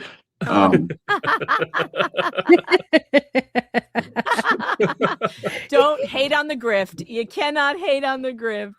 As of right now, nah. Nick, it's in your inbox. I don't know what you could do with that. Kat, you want me to send it to you? Wait, are you doing it from your phone? Yeah, because it says, I'm requesting a copy of the jury selection questions and answers in the above referenced case. Yeah, we have that. I've seen that. So Klingler is now it's kind of usual when you lose a case that you ask for the jury questions and answers again and you go over them to see if there was anything missing. Has there been an actual announcement that the sheriff is going to investigate them, or? No, my bad. I'm speaking in YouTube titles. My bad. Sorry. It's the lawyer looking for reasons to appeal, probably. Yeah. But it also sounds like retaliation for sure. It does. I didn't like it when I saw it. I was like, okay. But I hadn't seen it, so my bad. If you already seen it, then shoot.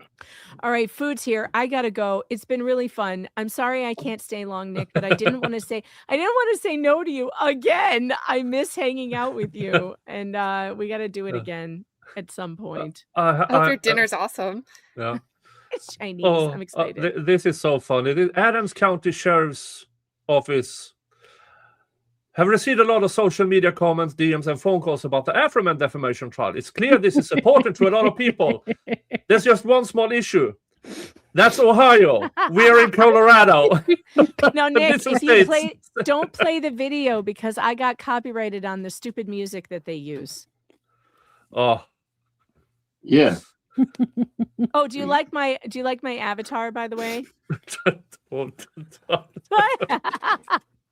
It's so good. I'm loving that, like, someone Twitter made that for me. That they took an actual picture of me and did it on AI, and I laughed so hard. Oh my god, it's so funny. All right, I got to get out of here. My kids are in my room now, waving frantically at me. See ya.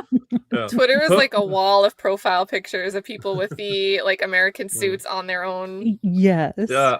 Personally, the eagle. They should have made the wings the collar. The lapel thing. The lapel. I mean, you have... It's only $20. Yeah, I mean, look at this. $20 plus 15 shipping to Sweden. So I'm thinking about it. And the more you sponsor my channel, the risk gets... All right, I'm going to get to this part of the affidavit. What? Sorry, what? No, he said the more you sponsor my channel, I said the worse your fine gross motor skills become.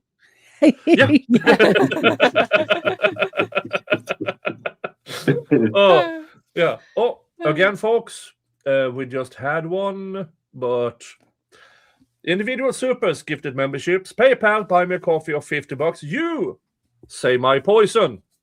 Combined $50 gets you a spin on the wheel of regrets. That is the tale of the take. And also why this is called the Slightly Buzzed show, which may or may not on occasions have turned into a completely slushed show. Well, while you guys sort out and get the money into the coffers to get Nick drunk, we've got one page of this affidavit we're going to read through, guys. So we've got confidential informant 1 stated that for the last 8 years, she's been intimate with Afroman. And during these last 8 years, she's consistently observed large amounts of marijuana and money at his residence. Confidential informant 1 further stated Afroman has a basement, referred to it as the dungeon, in which he, being Afroman, keeps women locked in, forcing them to urinate and defecate in a bucket as punishment for upsetting or disobeying him. A confidential informant 1 further states that she was last at Afroman's residence approximately 1 month ago, but somehow that's where all this weed is from, where she, being confidential informant 1, observed a female known as Joe exiting the dungeon. Confidential informant 1 described Joe as a short, dark-haired woman, possibly Hispanic. Confidential informant 1 also indicated that she believed Joe is from California, although Afroman paid confidential informant's estranged husband to pick up Joe in Mississippi. Affiant further states confidential informant number 1 indicated that Afroman utilized armed security at all times. Where the heck were they? Yeah. Sorry, I haven't read this part yet. I read all the rest, but where the heck was the armed? Were they like Jack Doherty's bodyguards where they just don't have any like moral whatsoever? There's a quote. So confidential informant said, quote, he has some old rapper from LA doing it. So maybe they just mean one person that is around him when he's on tour. And by the way, Old Line Red, thank you. But what have we told you? Old Line Red, you've been dying for the past, 12 years now? Stop doing this. Stop doing this. Stop. Money. We had a fundraiser for you. Stop giving money back. Fuck's sake. But thank you. And thank you to Dave. Time for another. Well, we got $30 all of a sudden. So that means we are $20 from the next spin on the Wheel of Regrets. Thank you, guys. Thank you so Maybe much. we could find it from an unsealed envelope. That missing 20. Ooh. Ah. Confidential. So there's so many typos in here. He spells Joseph like Joe, like Joe, and then puts the SPH. And then confidential informants stated that there's a guard shack on the west side of the residence where security cameras are monitored. So that's what they were looking for. So we've been watching the body cam, and he has like a little storage shed for each of his cars outside, and then he has some other stuff in. So they were looking through all of those to look for a security camera thing. Even though we know that they're inside his house with the green walls. Affian further states confidential informant number 1 accurately described the exterior of the property. Okay. Was that the one who claimed they were inside the house, but they can only describe the outside of the house? Or maybe they're saying they can only verify what the outside looks like, but they can only verify her accuracy there. Yeah. And Jim, you're very loud. You fixed your microphone, but it's very loud. God, it's no pleasing you people. No. I'm just saying it before the chat says it. I got Further you. stating that the entire upstairs of the primary residence is Afroman's bedroom. A confidential informant number 1 further indicated that Afroman has multiple mini garages, which are utilized to store marijuana and Afroman's brand of malt liquor, Cold Fro T5. Affian further states... Baby, that's all we need. Sorry. It's a song. One of his songs. I need to go to the Oh, liquor so I store to pronounced see it if they wrong. have that. You're supposed to pronounce it like Cold Fro T5. Yeah. Nah, 45, 40. Not 40, 40. Like FOE. No, let me tell you how he spells it. It's cold and then fro, like afro. T-5. Ah. But maybe they spelled it wrong. But I thought the fro would be to like brand it. Yeah, the spelling is where we're gonna get really in trouble. Yeah, his song. He has a song called "Cold Fro," Frody. Oh. So it is. He spells it with his name into 40. Well, apparently. So you're an Afroman music fan now, Kat? You gonna pick up some catalog music and start rolling around? Listen, I really want to go find my old karaoke friends and request Under the Boardwalk and just do Lemon Pound Cake instead. Now look at my with the lyrics. Bringing back from. Well, I don't know how to. I don't know a background. Right? Wouldn't that be such a good reunion? What about for Old English? You could do like a whole line of malt liquor remixes with fur puns. I would need it demonstrated. You have to. No, like Old English. You know what? I'm not going to expose myself for about malt liquor. You know, we don't need to have this discussion. Why not? Well, you got me with the Kendrick shit. That was impressive. I'll be honest. Hey, what? I have some decent. What did you say with the Black Boy Fly, right? Oh yeah, the Aaron Aflala. Yeah, interesting. You from Cali, right? Oh, I live here now. I'm from Maine originally.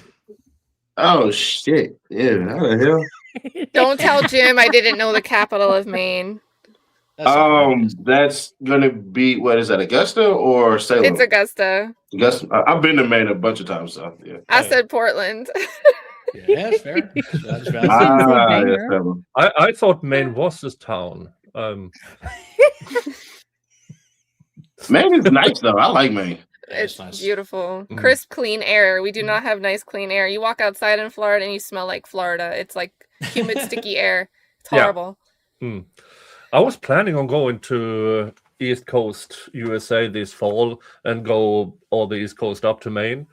But avoid New York and Connecticut because you're going to be stuck in traffic for it. Oh, I'm going to take the wild turn, the round turn. Some of the other parts of New York and Pennsylvania, I forget what route it is, but if you go around the metro area and you go through Pennsylvania and Hudson Valley, New York, beautiful, something like that. Yeah, it's beautiful. Now I was planning on landing in Boston and then go to Canton in my rubber duck onesie. And, go upward. Go to New Hampshire, go to Maine, come through Vermont, and then go right back down. You'll be all right. Yeah. But since then, there are some new regulations moving in on how I'm supposed to enter the United States. So it's probably going to be Canada this year. It's always the Canada. The 51st state. I thought that was Greenland, but yeah. Whereas Broken Bacon says, take it. It's just costing a lot of money. It's funny because Russia was trying to do the exact same shit, but yeah. Oh, come to San Francisco. It looks like Stockholm. Oh, this is hilarious. yeah, All you right. should before it sinks. The next line says, Affiant further states, confidential informant 1 indicated that Afroman has a large metal building behind the residence where he stores cars. He has individual ones, but then he has a garage. He doesn't have like this large like thing. Confidential informant 1 stated she and her husband built a fitness room of the building, which has a false wall. Now, this is true. And you could see the police officers crawl in it. They're like running in there. Like 3 different officers go into this wall to try to check it out. And they have to like slither back out. Confidential informant number 1 stated Afroman uses the false wall room to store marijuana and money. And they find nothing in this. It's just like it's just like an empty wall. Yeah, let's see here. That's lame. He had a secret room for nothing? No, it's like, it isn't even that. They built like an extension off the garage. And there's like a gap in between the garage and where the fitness room is for insulation. Let's see here. I think Oh man, it's a wasted opportunity. Jim, you want to see what I'm talking about when I said that? Let's see here. You know these rappers should never go against me. Oh yeah. You're not thousands. You all don't do shit. I have never once heard of a report. Yes. We've got reports on there. Nothing's ever been done. But now, get a phone call. So, no, you can break into it. You're fine.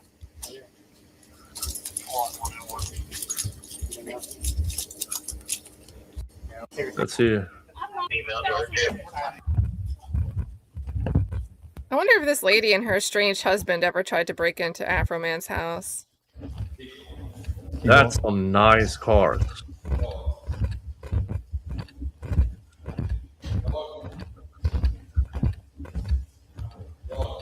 How hard do you have to walk to make sounds in your... Again, none of them found cardio.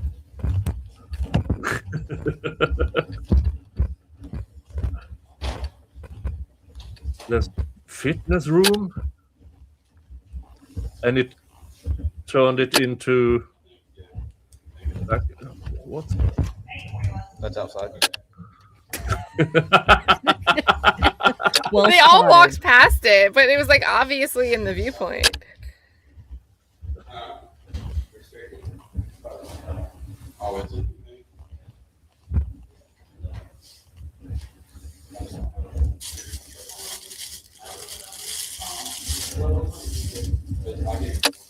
I can't believe they spent person 8 in there? hours in there. Well, I think it was only like 2-ish, and then they cut the cameras, so whatever time they Yeah, but this is from body cam. I mean, yeah, but it's like a bunch of body cams that are Okay. happening at the same time. So this is one of them going into the false wall. and there's nothing in there, and still no basement. It's just parts of the shelf. I think That actually might be here. Like a few seconds later when they go back to the garage, they sound disappointed like, oh, this is all on the ground, meaning no basement. I mean, there's a couple boards I can probably. I can assure you, it's not pound cake officer going in there because he doesn't fit.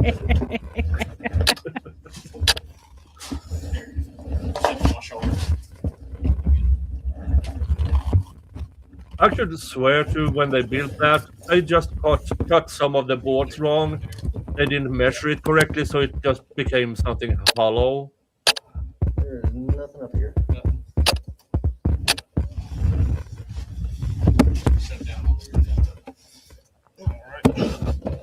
This is just. Look at them. These are a live look at potatoes growing underground.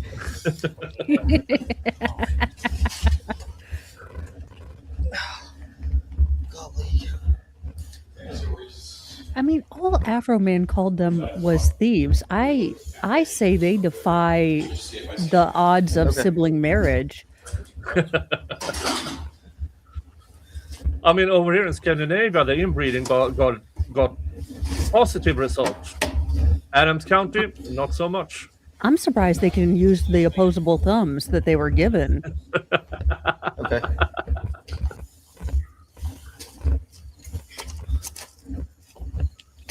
There's no basement, dumbass.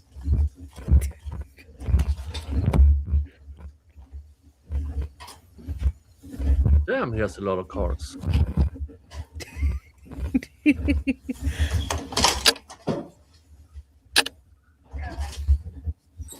Yeah, he has a van. He's a musician. He has to get his stuff to the venue.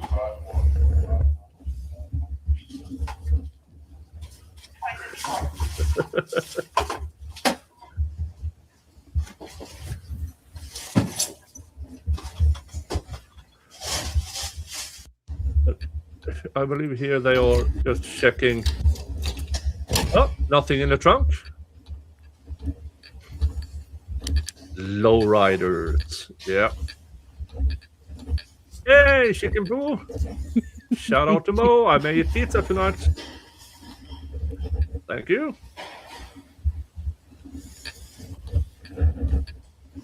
Brings us $13 towards the next spin on the wheel. Y'all, how many gallons of green paint do you think he had to buy to paint his entire house? A lot. He likes green. You think he just went to Sherwin-Williams and he's like, I'd like your greens? So, do you find any kidnapping victims in there? No, but there's a carburetor.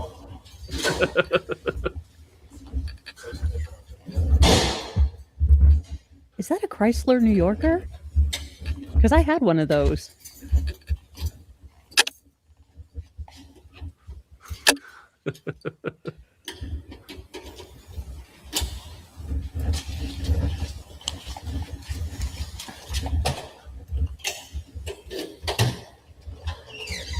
Already checked in there.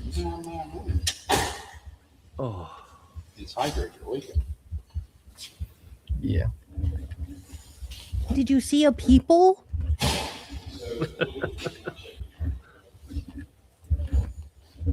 These guys are worse than Sarah Boone.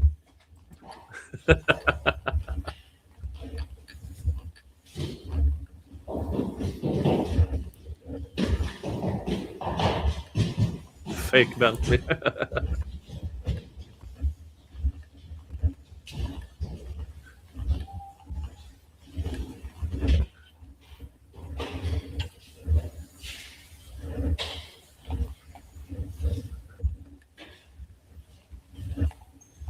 Oh, they're just walking around.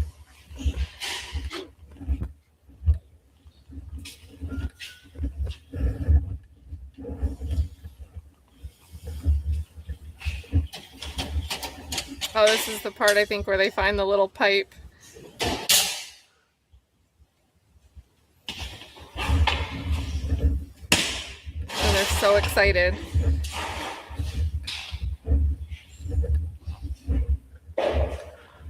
Oh, by the sound of the affidavit, it's like, where are these kilos of weed? The trash bags full of weed.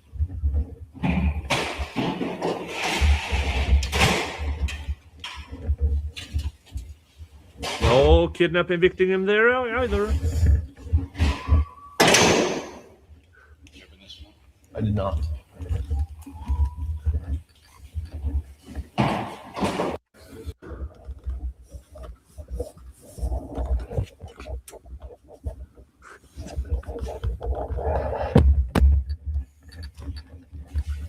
This guy. I got to make some YouTube videos, you guys. I will catch up with you guys the next time. Justin. Okay. See you, All right. Seti. Appreciate you guys. See you, Seti. All Thanks right. for being here. Thank you.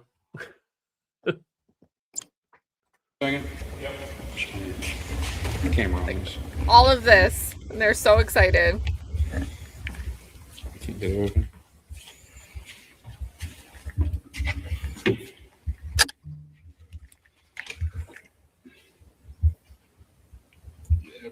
That's marijuana. Yeah. Okay. So here we go. Kenny, sir, would you like to? You want to notate? We found some dab right there. I don't know if you want to keep our log for us. He probably forgot about it. It's 2 years old. I mean, if you can forget about $5,000 So in I'm gonna the go ahead jacket and say that pocket, this he has no idea he had that one either. I have a pipe that's 1620 with some residue, green leafy residue. Residue? White, a glass container with a white lid. I know. I'm kind of disappointed. I'd have figured Afroman would have like his own reverse osmosis, like hydroponic, futuristical, like weedology lab. So that is the 3 joints worth of residue that he found. I think they find 901. like Nope. like a vape set and then some other stuff. It looks like someone, you ever see somebody get home from a trip and they just dump their laundry right into a hamper from their suitcase? It looks like somebody might have done that in a hamper, and there's like, they did right in the middle of some clothes, there's like a vape set and some other little doohickey. I'm probably the wrong person to ask, but they are equally excited to have found this in one of the rooms. And then the room where he has like his business papers on the shelves all labeled. I think they said that they found a joint in there. Let's just have one person collect everything. And 2 zigzags. They said, baby, that's all we need. Oh my gosh. It's reefer madness. And where's the dungeon, Mr. Officers, in this true story family home? Where's the basement? Thank God these weren't the It people is. I looking thought it was for when I came back there. freaking Ed Possibly. Ed Gein. They'd never find him. Going back here.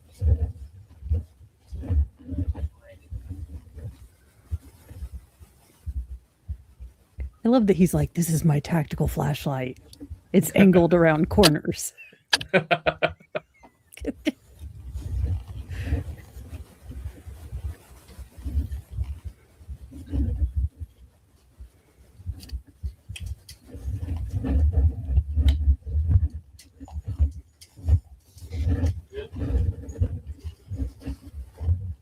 And back we go. So I'll wait real quick. I just want to document.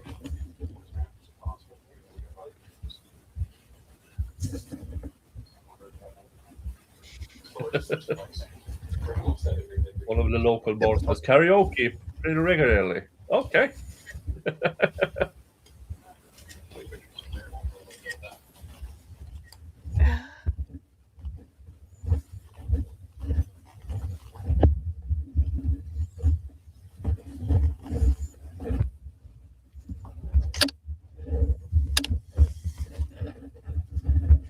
All right, this last paragraph, the Tasha Chamblin girl, I think is the woman who's in newer videos with Afroman, the one that looks like she's in a motel saying like, Newland's bisexual, he used to do XYZ. That's the person named in the last part of this affidavit. Really? Yeah, so it says affiant states confidential informant indicated that she has not been to, and if you search her name, you'll pull up her mugshots, and it looks like the same girl in his videos, that she has not been to his house in approximately 1 month due to Afroman releasing a video depicting him urinating on Tasha Chamblin's head. Confidential informant number 1 indicated before that incident she would visit the residence on a daily basis and did so for approximately 8 years. Confidential informant 1 further stated that she would observe the aforementioned activity at the residence every visit. So, yeah, if you look up her picture, it looks exactly like the girl in Here's my Afroman's issue. videos. So if you legitimately thought he had a dungeon of some sort or a secret room, this man has access to more money than, the average citizen.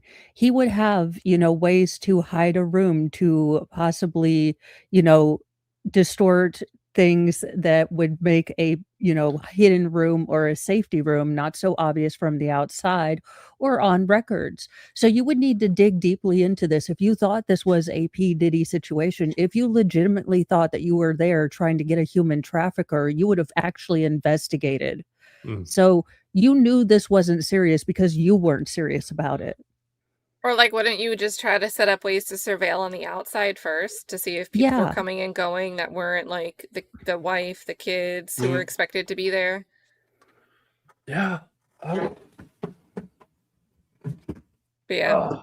And I suspected, I'm not going to lie, I made judgments watching the clips of his newer videos where he has who I think is now Tasha in these videos. And I'm like, oh, wouldn't that be something if Afroman's using an unreliable person who might have addiction issues to get on his videos and make claims about these cops, things that support his allegations in response.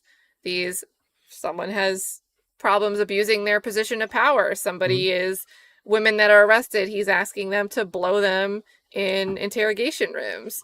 All these different things that they're saying in these clips. I'm like, isn't it funny to see somebody flip that and use that type of snitch informant against a law enforcement officer? Yeah. It's just a total Uno reverse. And I think now, knowing this context, I think that's what this is. This person's not reliable because now she's on the internet in these videos going on the record intentionally saying, hey, I'm snitching on these cops just like I gave you information on Afroman that wasn't true. And there's some type of like horrible beauty to that to me. Like that lady's claims set off a whole whirlwind of crap. It does feel nice to have something that it has been such a thing that is used against people and again has never been quite reliable. We can see the issues in it and all the fallacies and all the logical loopholes, but the state or cops never want to admit these things. But when it's used against them, they're like, but they're not smart. Yeah, they're not trustworthy. They're not credible. So now all of a sudden we shouldn't believe them, but you went out of your way to represent to a judge based off this person's word that you need to go invade someone's home. So I think a lot of these problems stem from this lie in the first place, and I don't condone it starting there, but there's some ironic beauty in seeing it flipped back. So yeah. And so just saw that Andrea Burkhardt got William Newland's change of plea.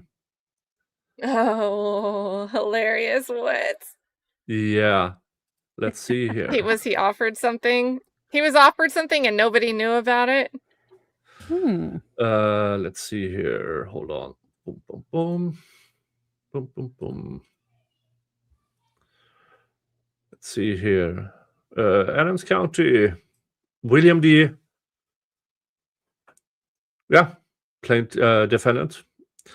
What's interesting is he went from no contest, scribbling over, to guilty. Now, this tells me they pleaded down from something, but I can't see from what. But also I see that Andrea Burkhardt, everybody's telling her now, get the transcript. We want to know the original charges and what he pleaded down to, because this is disseminating mental harm form to juveniles. No contest again. To guilty. Oh, she's getting the transcript. She says, I think I might have to order the transcript and see what that's all about. She probably already sent it the request. Yeah. Awesome. And let's see here. And here is the final part. The defender further acknowledges that he pleads guilty. No, no. You're not allowed to plead no contest. You're pleading guilty. Yeah, but was he writing in wingdings? Yep. Yeah, this one up on the top right has like an extra letter, right? Go up a little. Go up a little, Nick. Lift the paragraph at the top. Go up a little more. Right. What is that first one? It's like guilty with a C in the middle of it. Yeah. Yeah. Oh no, it's just the L. Never mind. That's how he writes L's. So we got I'm surprised any of them can use their thumbs. Maximum term of 6 months. Maximum fine of 1,000 or both. So don't know. I thought he was still in prison, but apparently not. He pleaded down to misdemeanor. But from what? What was the actual charges and what was the evidence through those charges? Dissemination of harmful material to juveniles? Dick pics. Yeah. So, but we will find out through Andrea Burkhardt. I mean... Andrea was on one. Andrea's on one earlier on her video. I was thoroughly enjoying that. Oh, it was, yeah. So it's a little hard for me to enjoy because every once in a while my own voice pops in and I'm like, oh, that's me. Was funny. Oh my God. I forgot I'm in this. But Andrea is amazing. It's always just awkward to hear my own voice. Mm-hmm. Yeah, I was confused the first time you popped up as well. I was like, wait a minute, what was it? Crossover? Because I was pretty quiet during opening. I was like, I'm not gonna interrupt these court proceedings, and I made it pretty far through openings without losing my mind. So that part of Andrew's stream was fine. What do you mean you made it? It wasn't even a long opening. It was like 40 minutes. It was really short. Okay, it was. You're right. But still, I only interrupted like 3 times. Yeah, that would be interesting. Because my experience, and this is the experience here in Sweden as well, if cops are charged with something serious, but he got he lost his job, so let's go lenient. Yeah. And it infuriates me every damn time. No, it's worse that the person was a cop doing it. They should be in the top end of the sentencing scale. They shouldn't get anything just because they happen to be a cop. And back to, because are we entering some of the Massachusetts things here, but in Ohio, where we know about the cops having this, let's have this youth club cops gatherings, which more or less was a hunting ground for pedo cops. I'm wondering if the same thing applies to Ohio, because damn, it seems to be a strategy. Because if it happened once or twice, but when it happens all the time, I mean, this is not the only cops in the last few years that have been busted. There's a lot of them. Oh, one thing I wanted to ask, and I think Jim is the person to ask this about, because the qualified immunity for cops, how much did that play into the dismissal of his countersuit here? I believe it pretty much was the entire base. I haven't looked at that carefully, but I'm pretty sure it was more or less the entire basis because you brought the claims against them personally, not in their professional capacity. Yeah. I think that was the basis of the dismissal. Yeah. But then again, but I'm pretty sure that's what it was. Yeah, but then again, at trial, he said, well, they are suing him as individuals, not as police officers. Yeah. So, I mean, he really tied himself into a knot to get that argument in, and it was so stupid. Yeah, but they are police officers, and he put words against the entire department. They can't single out, I'm a part of the department, so I can sue. No, you can't.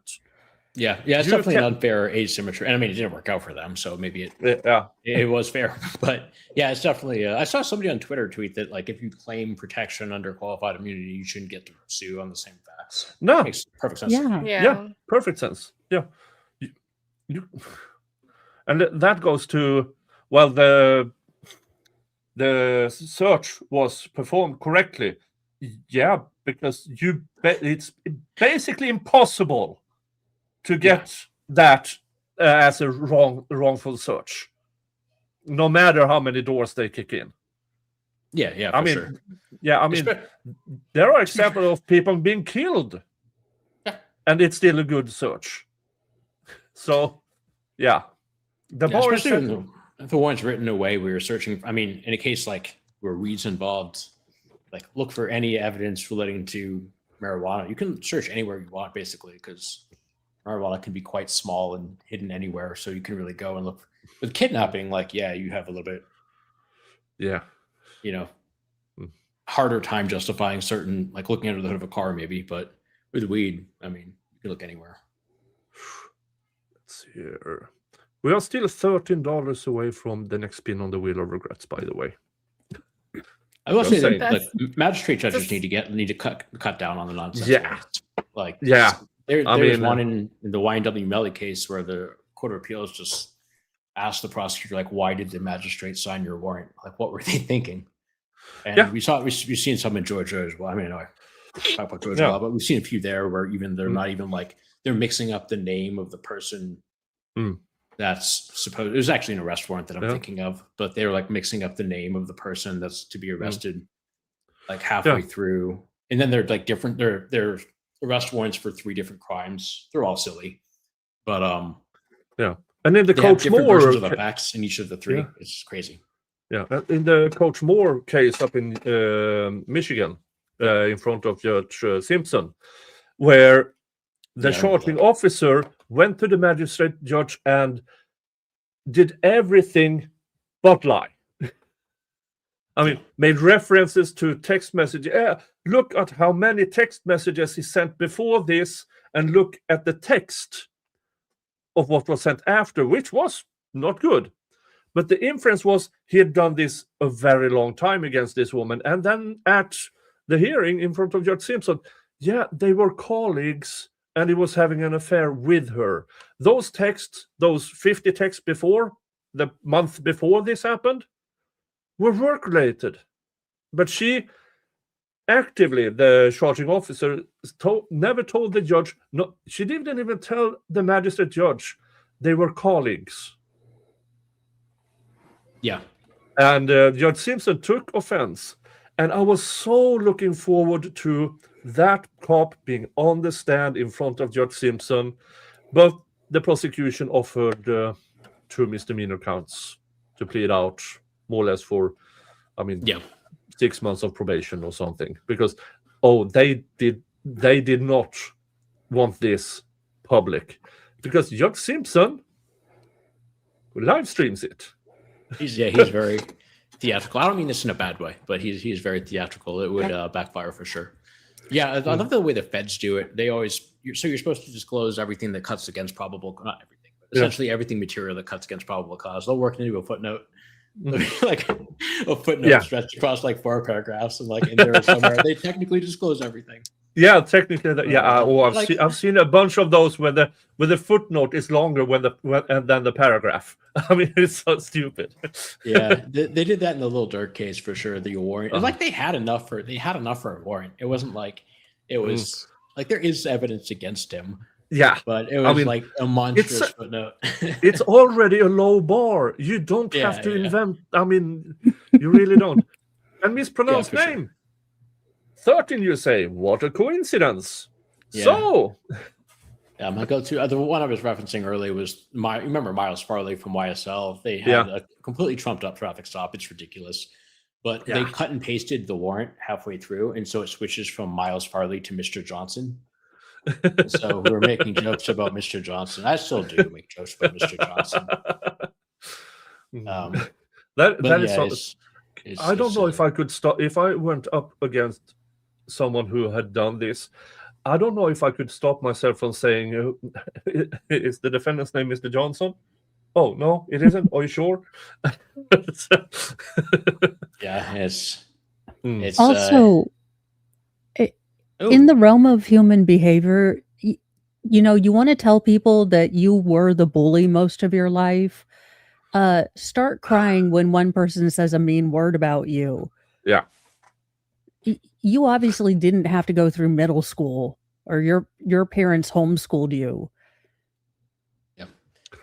Yeah, what can I say? I mean, I'm self-employed and I'm sexually harassed every day. I mean, I got bullied constantly. Nothing bothers me now.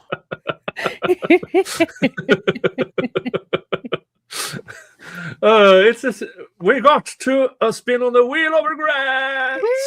The wheel of regret. Again? It's a tequila night. There you go, buddy. It's a tequila night. I love tequila. It is.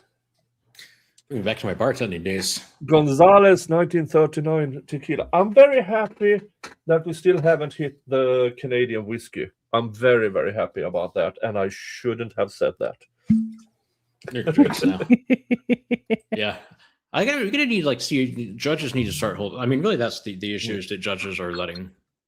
Yeah, I mean the rubber Money's one stamping needs to go away because it's ridiculous. Yeah. Because it's And, almost as if, we think we can find something, so we write it as if we already found it, and then magically, if they found it, just like we said, and if they don't, well, we had bad information. Yeah. Cheers.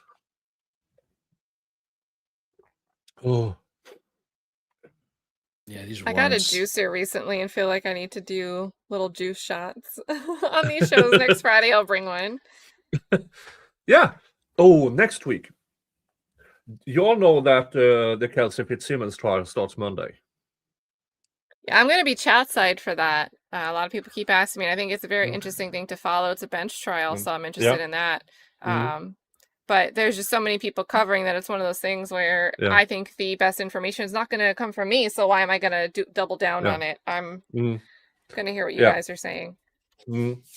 But me and Mo, tomorrow, because we have this with Miss Owens, the serial pregnancy scammer, and me and Mo have been planning to start a series about from the beginning. Where did it start? Because there's so many people who just got into it now, but they I've been don't seeing a lot of coverage of it, like the last week or so, for sure. Yeah, And you're the only one that I knew was covering it, before that. And I've been covering it from time to time, but people who just join in and they watch some of the channels who has been doing nothing but that case, it is such an enormous amount of information. So me and Mo thought, let's start at the beginning and see, okay, where did it start and with what? Not bringing in what we know now, but just start with that and slowly bring it forward every Saturday until the trial starts. Whenever it starts, because she keeps changing attorneys. She got a plea deal. She was offered a plea deal, and then her lawyer recused himself. Interesting. So my guess is she did not want to accept the plea deal, which also puts the lawyer into a difficult position because he knows the facts and I can't represent this woman. And somehow she got money to hire a new defense attorney, despite telling the court for the past 6 months, I have no money. Yeah, I was a little confused about that. Did she find the same lenders that gave Corey Richins money? Like, who the hell are all these people that are just like throwing money to chronically irresponsible people? And I just need a few $1,000s for transcripts, and I'm out here. I know. I'm over Lady's here out like here faking pregnancies. She's getting thousands of dollars. Give me some money, please. Help Jim and Mo. For I mean, Jim and Mo's house, the 100% for-profit charity, we are more honest than any other charity ever. 100% of the profits do go to both of our houses. You're welcome. Yeah, I mean, I've said this for a while now. I'm trying to gather enough money to relocate to the United States, and well, I've calculated it because if I relocate full time, I have to turn down my government pension and everything. So I need approximately 1.6 million to relocate. and I don't think Nick, it's one of these things. I Can you might have not say. Afroman call you a lesbian? I was Oh! thinking, plan. we were all on it. I have a plan. We have a plan. Let's get a rapper to call me a lesbian.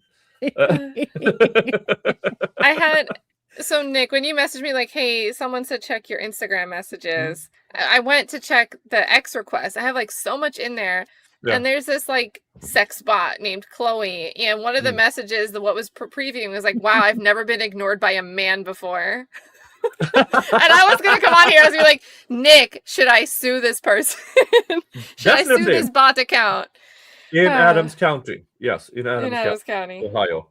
Oh, the juries there might not go for it. I got to find another county. Yeah, you need to find a county where... I always get the ones that they're like, I'm a lady. And I'm like, oh my God, I have a set of boobs in my closet in a jar. Do you want to talk about more? I was like, I used to be one too. Nick, I've got a Courtney Clenny hearing I've got to watch that I didn't get to do earlier in the day. Yeah.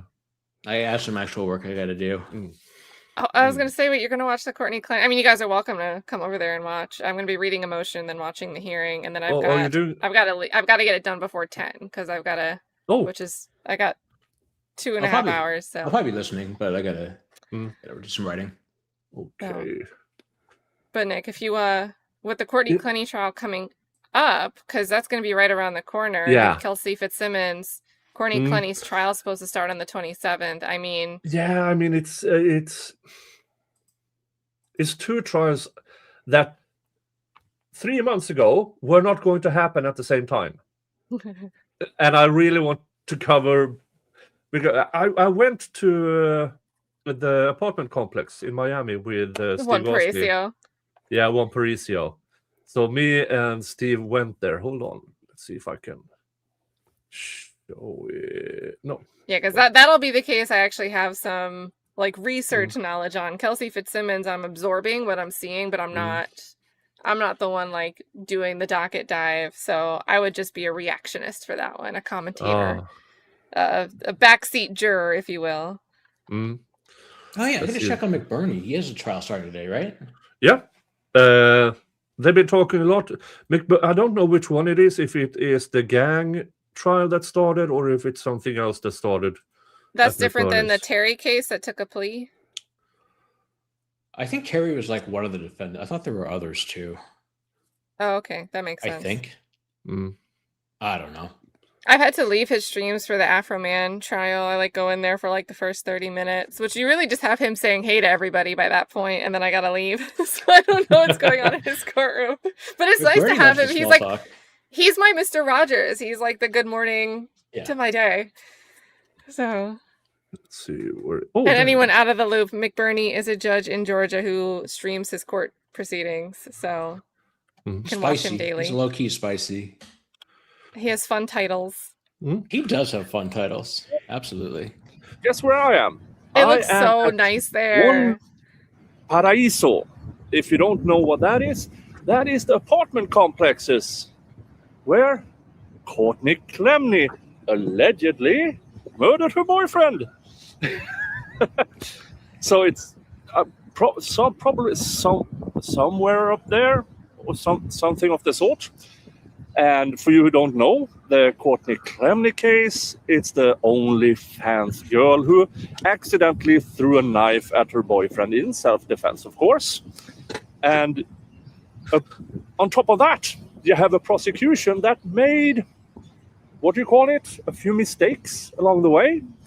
And here to help me talk about that is Steve Gosney. Hey! How's it going, my buddy? It's going on great. We're having fun, aren't we? Yeah, we are having so much fun. We need to turn around and see where this place is, because this is a beautiful location. Look around the other side. This is where we are. This is the harbor. Just at the waterfront. You can see the cruise ships over here. Yeah, and everything up there and everything. So we're very close to the fashion district. Yeah.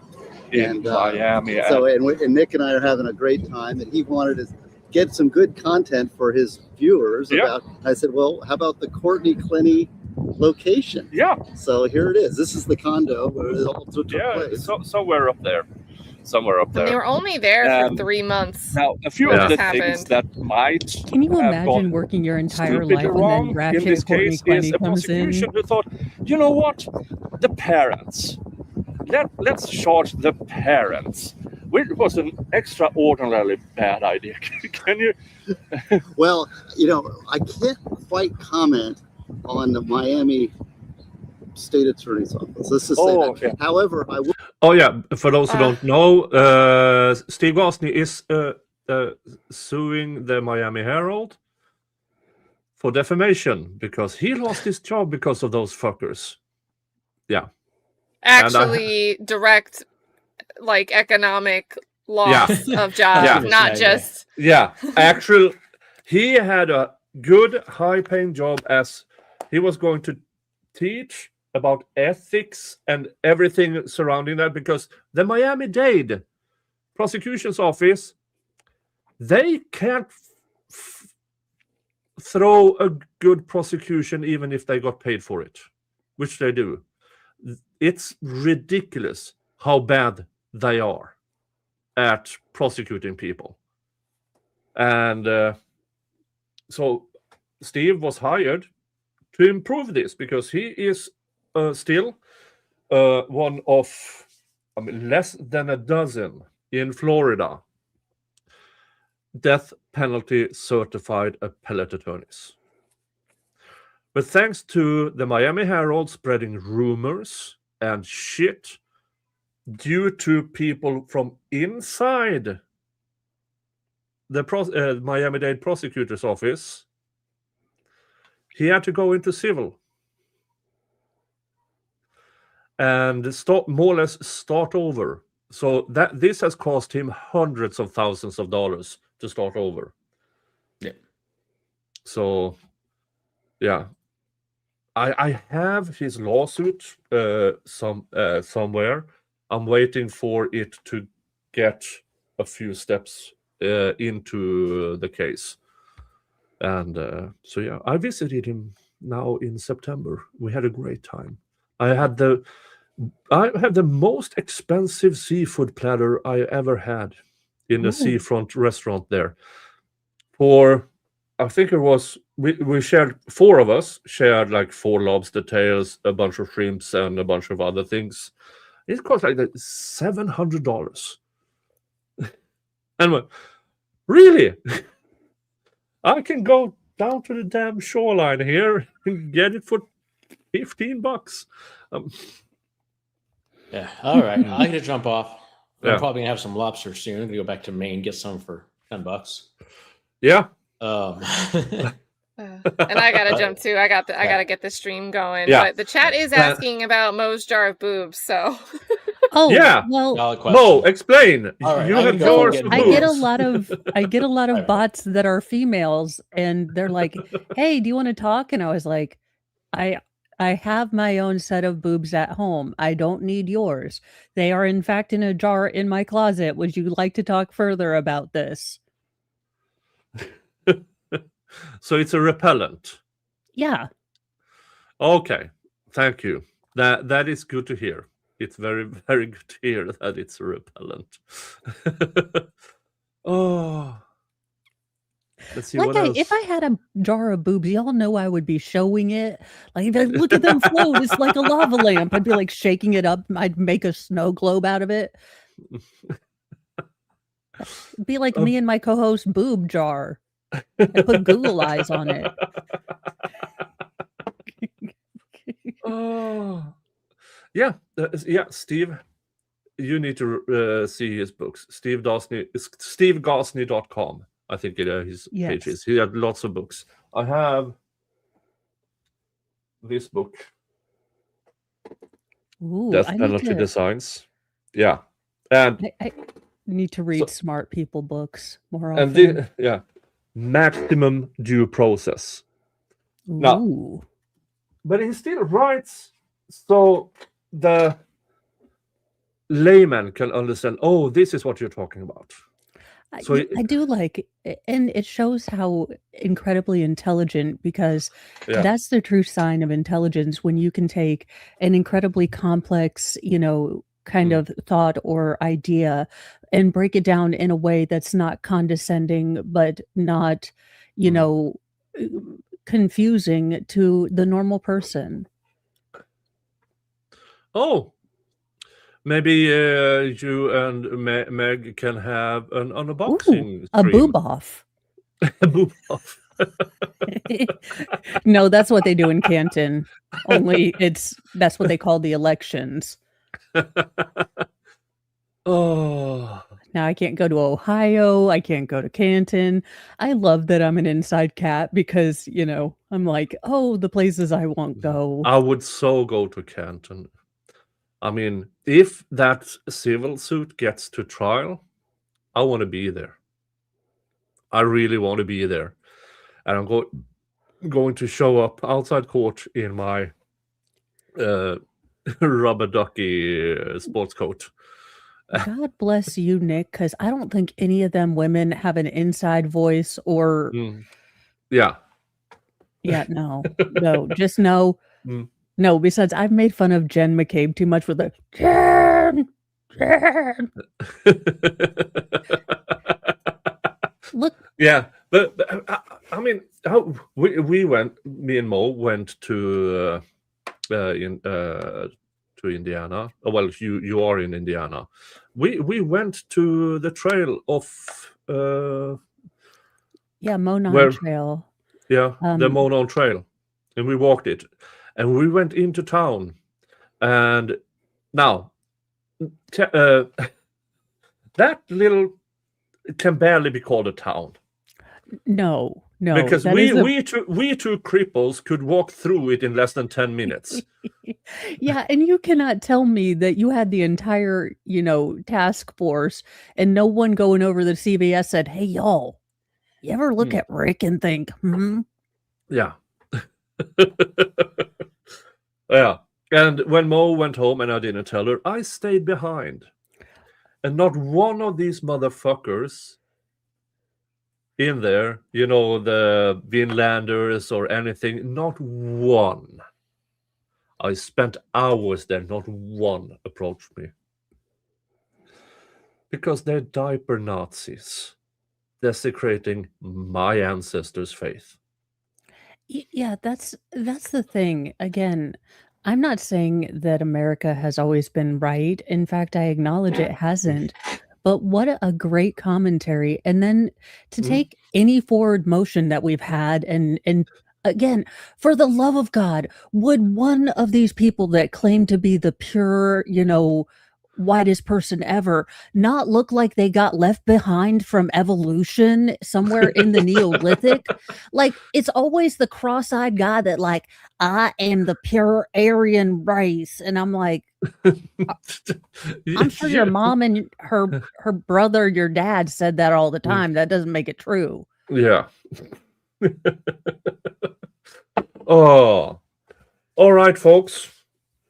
Almost 2.5 hours in. Thank you, guys. Tomorrow we need to set a time for Laura Owens and try to get our shit together to start. Yeah, which will be later on Saturday. That works, because I actually, Mr. Mo is correct. We are in about spring break. So my grief stream tomorrow is going to be at 9 a.m. So that gives me a break that we can go run some errands if you want to do it a little bit later. Yeah, I mean, maybe a 2, 3, something like that. That works. Yeah. So keep an eye out. Me and Mo are going through serial pregnancy scammer Laura Owens case, and we will try to get it from the start, from when everything happened between her and Clayton Eckert.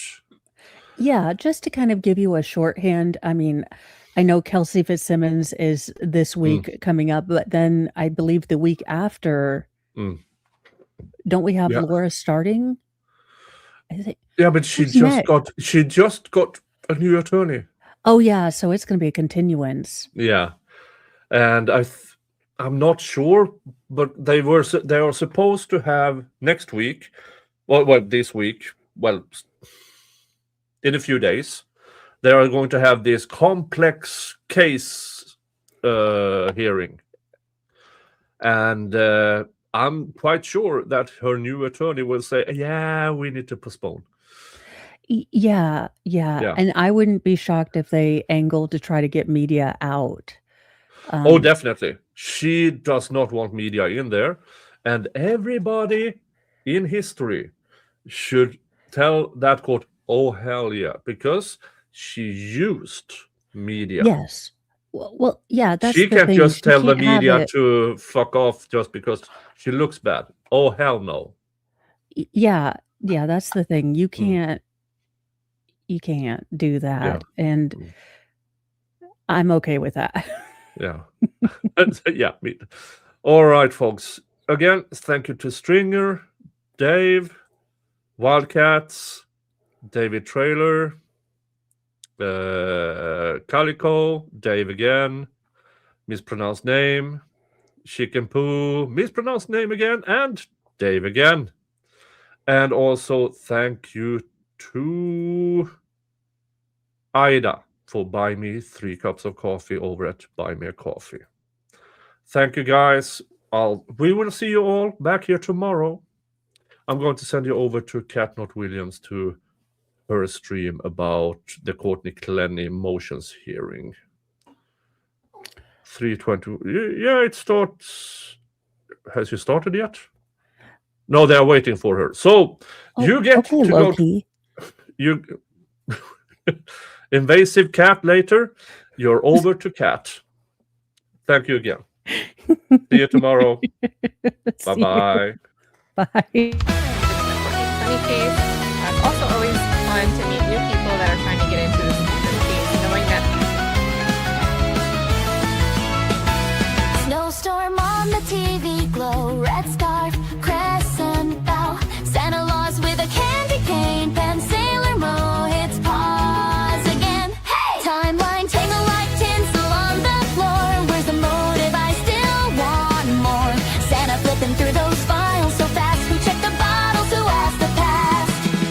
Mo draw stars on a legal pad. Did they chase every clue she had? Screenshots, text logs, late night calls. Did they map every crack in those walls? Santa loves their Momo, shouting at the screen. We need to know. Did they chase every shadow, every sign, or skip frames in the storyline? Just as meters starting to glow, hearts on fire in the living room row. Anime eyes locked on the show.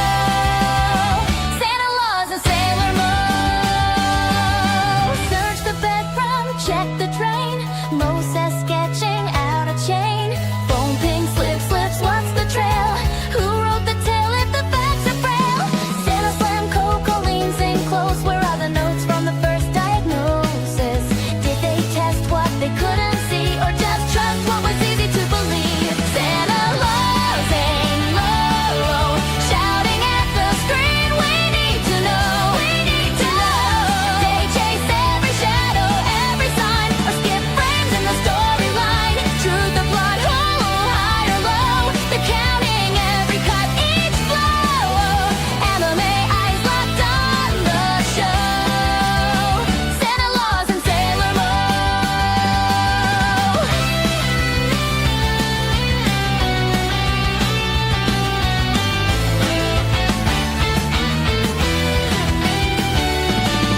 Objection in my heart, Mo cries. Cutscene gaps and alibis. Santa's list of questions grows. Who watched the watchers? Who really knows? Santa loves their Mo, shouting at the screen. We need to know. Did they chase